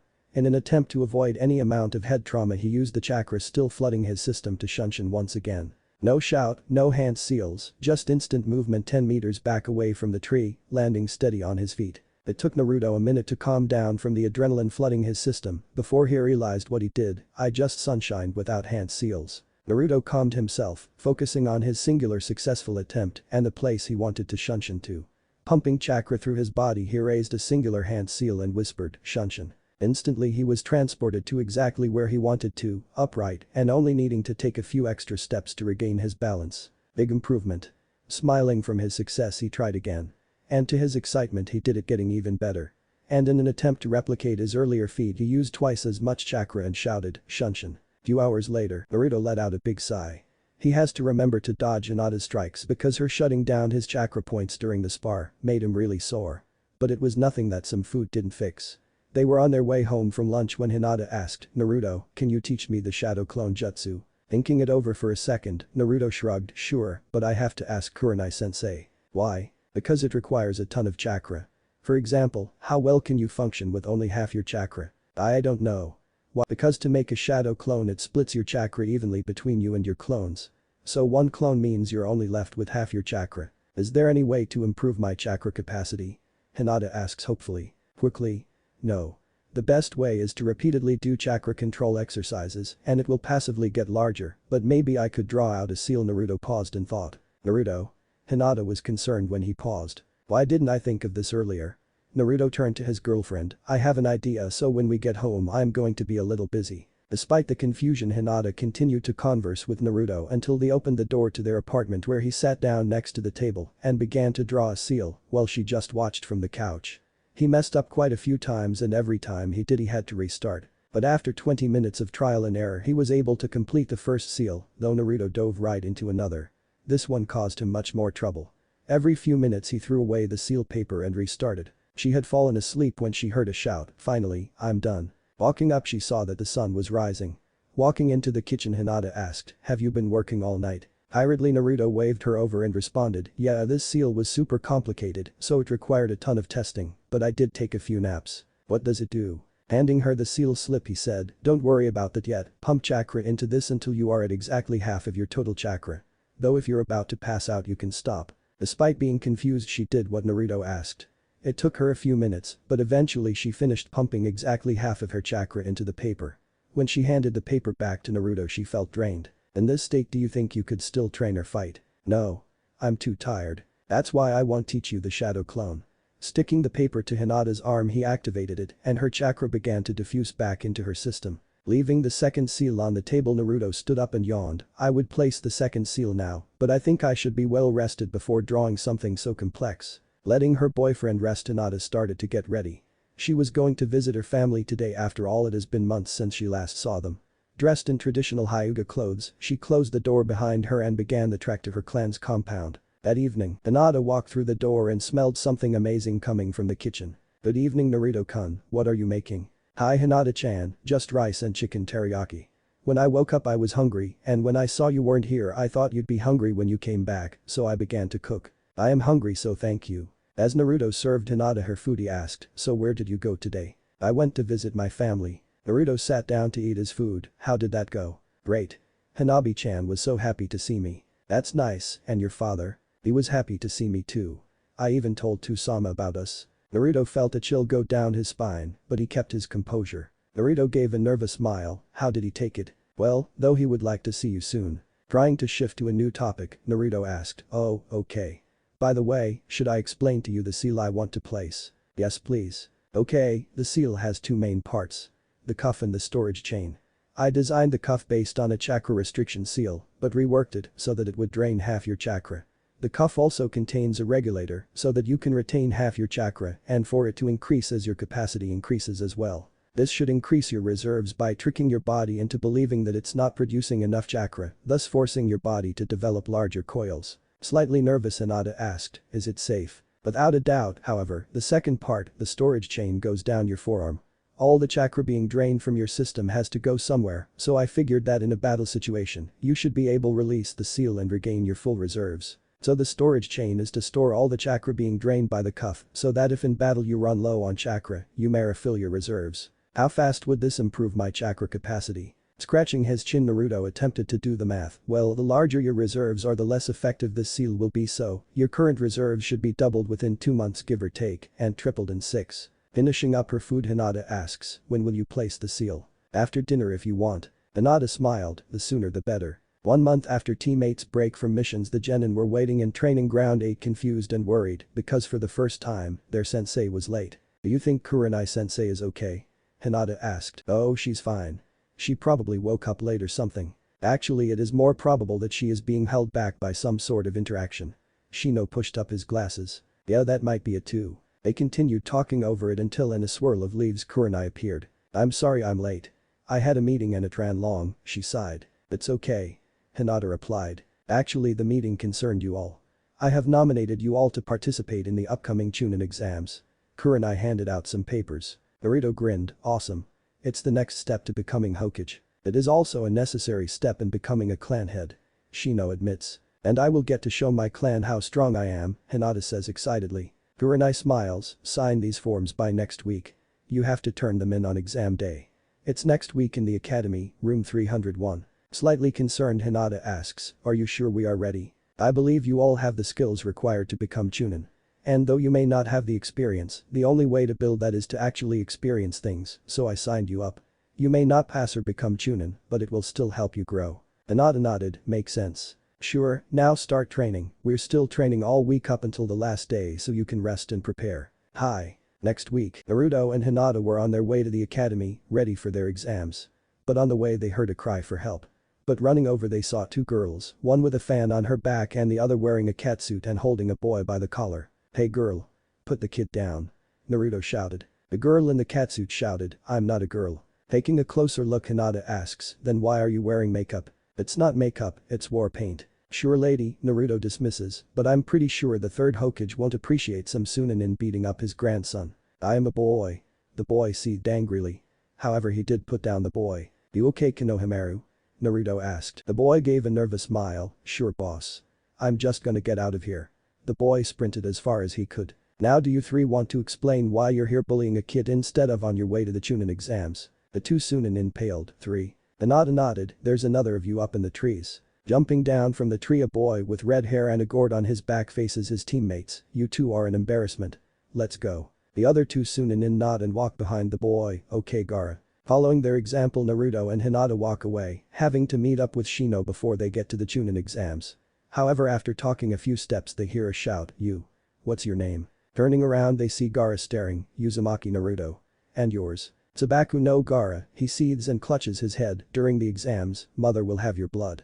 And without another word the 3 Chunin walk away, the first 2 following after the red-haired boy. Naruto rolls his eyes in slight concern, but just turns to Hinata and says, we have to go too, or we're going to be late meeting Shino. Right. Walking down the street, Naruto heard a voice in his head, I sensed my brother in that boy. Your brother? Naruto asked. Shukaku, the one-tailed tanuki. Kurama responded. His Jinchuriki seemed unstable. They tend to be.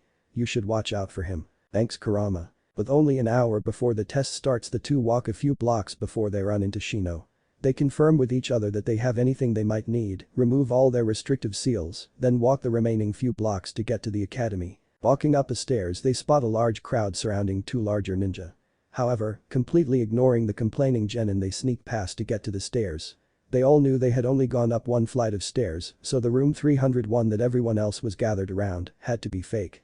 However, they did not want to draw the attention of the other Genin and give them some help. But as they sneaked past the cluster, Hinata saw someone she recognized, Niji. Turning, Hinata weaved through the crowd towards the person she had saw, another Hyuga, tapping his shoulder she whispered, "This is not the actual exam room, we are only on the second floor." The boy rolled his eyes and walked out from the crowd. "I know Hinata-san, this is an act so that my team seems weaker than we are." Following their teammate out of the crowd, the girls seemed angry. "What the heck, Niji?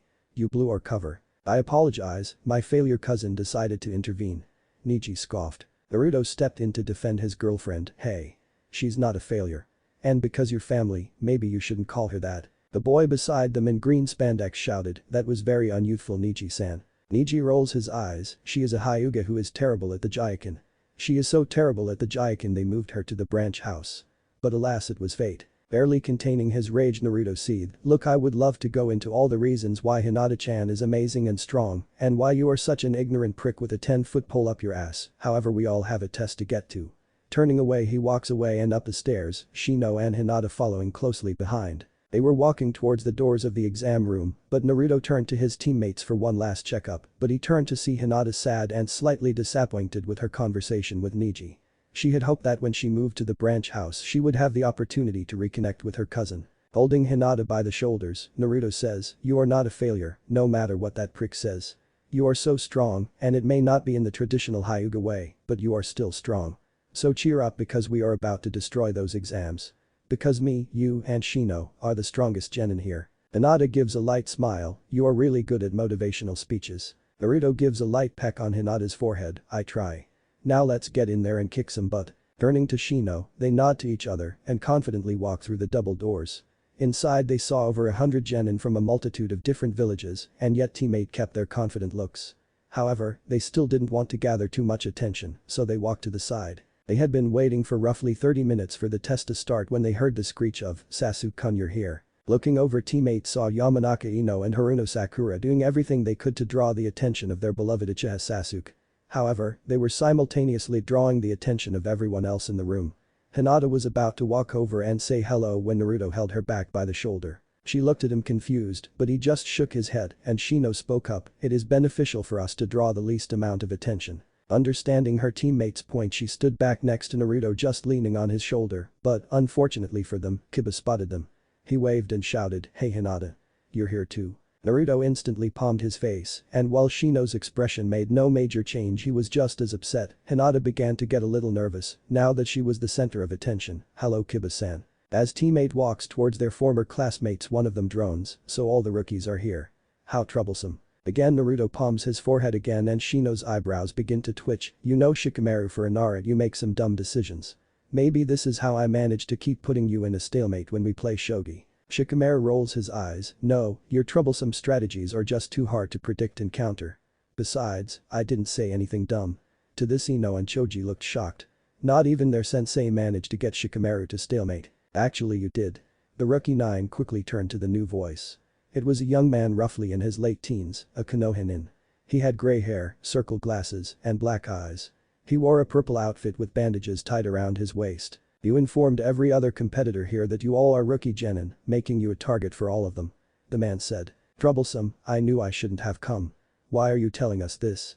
Shikamaru asks. The Budo gives a kind smile, "Seeing as we are fellow Konohinin, and that you have all been given such a disadvantage." The rookie 9 glared at Shikamaru at this, "I feel it is my responsibility to at least give you some advice." The Budo takes out a stack of cards from his kunai pouch and says, "These are my ninja info cards. They have information stored on every shinobi here for the exams. If there is anyone you would want information on, I will provide it." "Rock Lee of Konoha," Sasuke spoke up. Naruto follows with, "Sabaku no Gaara." "Oh, that's no fun, you already know their names." Kabuto fake pouts as he swipes 2 cards from his deck. "Well, first is Rock Lee. He is a genin who is about a year older than all of you. He is a part of Team Guy with teammates Hyuga Niji and Higurashi Tenten, led by Mito Guy. His taijutsu has improved explosively over the past year since becoming a genin, however all of his other attributes are atrocious, his ninjutsu being especially bad. He has 20 D ranks and 11 C rank missions on his record." The image on the card displayed an image of Rock Lee. It had been the boy in the green spandex they had met earlier. Off to the side, Sasuke seemed to be deep in thought. Inserting chakra into the second card, Kabuto continues talking, "Sabaku no Gaara is from Sunagakure, a fresh genin just like you. His abilities are all completely unknown, but what's surprising is that he comes back from all of his missions, 8 C ranks and even a B rank, without a scratch. While most of the rookie 9 adopted looks of complete disbelief, Naruto squinted in suspicion. But after Kabuto put the cards away, Kabuto asked, "Is there any other information you might need?" Naruto was about to ask a question when a voice boomed, "Welcome Genin to the first test of the Genin exams. Please turn in your exam forms at the front to receive your seat number." Looking around they saw Konoha Chunins and Jonins along the walls of the room. It took some time, but after about 10 minutes every Genin had received their seat number. Soon after the Konohanin along the wall began to distribute a paper as a man at the front began to explain, "My name is Marino Ibiki, and the first test of the Chunin exams is a written evaluation. There are 9 questions, however you will receive a 10th at the 45-minute mark. Each question is worth 1 point and each team needs 20 to pass. However, if even one teammate gets 0 points the entire team fails. If at any point you are caught cheating 2 points will be deducted from your score, therefore if you are caught 5 times you and your team immediately fails. You have 45 minutes until the final question. You may begin." Everyone flipped over the question. And slowly Naruto's confidence in his own intelligence slowly dimmed. The first question was calculus, the second was advanced physics, and the third was a cryptogram. Each question was more and more complicated than the last. This can't be it. I don't know how to answer any of these. Naruto thought. He was going to look around when he thought, wait. I can't cheat or I'll. In that instant Naruto came to a realization, I have to cheat. That's why we only lose 2 points every time they catch us cheating. First step. Finding who to cheat off of. Discreetly looking around he tried finding someone who would give him the correct answers. It took Naruto a minute, but eventually he found someone who was filling out the exam way too quickly for a supposedly struggling Genin, but what clued him in was what seemed to be an imprint of a flak jacket on the Genin's shirt. Next Naruto flipped over his paper, infused his pen with chakra, then began to draw all over the back of it. He was drawing when suddenly a kunai whizzed past his ear. "Examinee 79, you have been caught cheating, therefore you and your teammates have failed. Leave or we will remove you." Turning to face the failed Genin, he watched as the failed Genin was carried out of the room, despite all of his desperate cries. Returning to his paper he continued to draw all over the back of the paper, designing a seal. And when there was only 5 minutes before the 10th question Naruto activated it. Suddenly smoke exploded from his seal too fast for anyone else to discover its source. And there was so much it was hard for anyone to see, so using the cover he activated a second seal to make both seals fade away and quickly swapped papers with the undercover Chunin, erasing the other shinobi's name and replacing it with his own. The smoke cleared quickly, but it was enough time for Naruto to get his answers, confident that he would pass this test. "Time for the last question, Genin," Ibiki Marino shouted, "however there are some additional rules for this question. If you take the next question and get it wrong, you will be banned from ever taking another Chunin exam ever again. So you will be allowed to leave now, however if one person leaves, the entire team fails." "That's not fair," Kiba cried. "You can leave if you don't like it," Ibiki responded. This immediately shut Kiba up, but many others were discouraged by the price of failure. Many hands went up and many teams began to exit. Slowly the numbers dwindled, but what troubled Naruto was that he could see Hinata getting nervous, ready to give up. Before inspiring her to stay he let the crowd thin out as much as possible, but just before she raised her hand Naruto shouted, "Are you done with your mind games? You don't even have the power to ban us from becoming Chunin. Besides, it's been 10 minutes, are you ever going to give us the question?" Ibiki immediately snapped to Naruto, "So you are okay with failing?" "Yeah," Naruto shrugged, "I can still accomplish my dreams as a Genin. So are you going to give us the question or not?" Though Naruto was staring down the proctor out of the corner of his eyes, he was happy to see Hinata's hand slowly go back down. And a smile slowly spread across Ibiki's lips, "No one else." Seeing the Genin's resolve Ibiki continued, "Well for everyone who stayed you passed." There was a long silence after that statement so Naruto asked, "We passed?" Ibiki nodded, "You all pass. When you become Chunin you will receive some risky missions and you are not allowed to turn them down just because of some risk." "Then what was the point of the first 9 questions?" a random Genin asked. The proctor removed the bandana covering his head and continued, "Information gathering. Sometimes information is so important for your village that you will need to get it at all costs.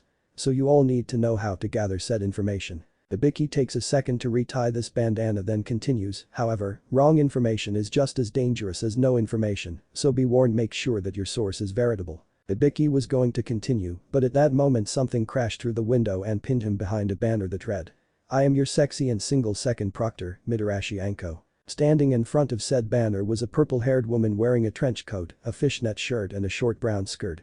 "Hello little Genin, I am your next proctor." She paused to scan the room, then asked, 78 Genin. "You let this many pass Ibiki? You're really losing your touch." Emerging from behind the banner Ibiki growled, "You're early Anko. Besides, there's some good Genin this year." She rolls her eyes, yes Shuribiki. At least half of them will fail my exam. Then facing the Genin she barked, meet me at the 44th training ground by noon. If you're late you fail.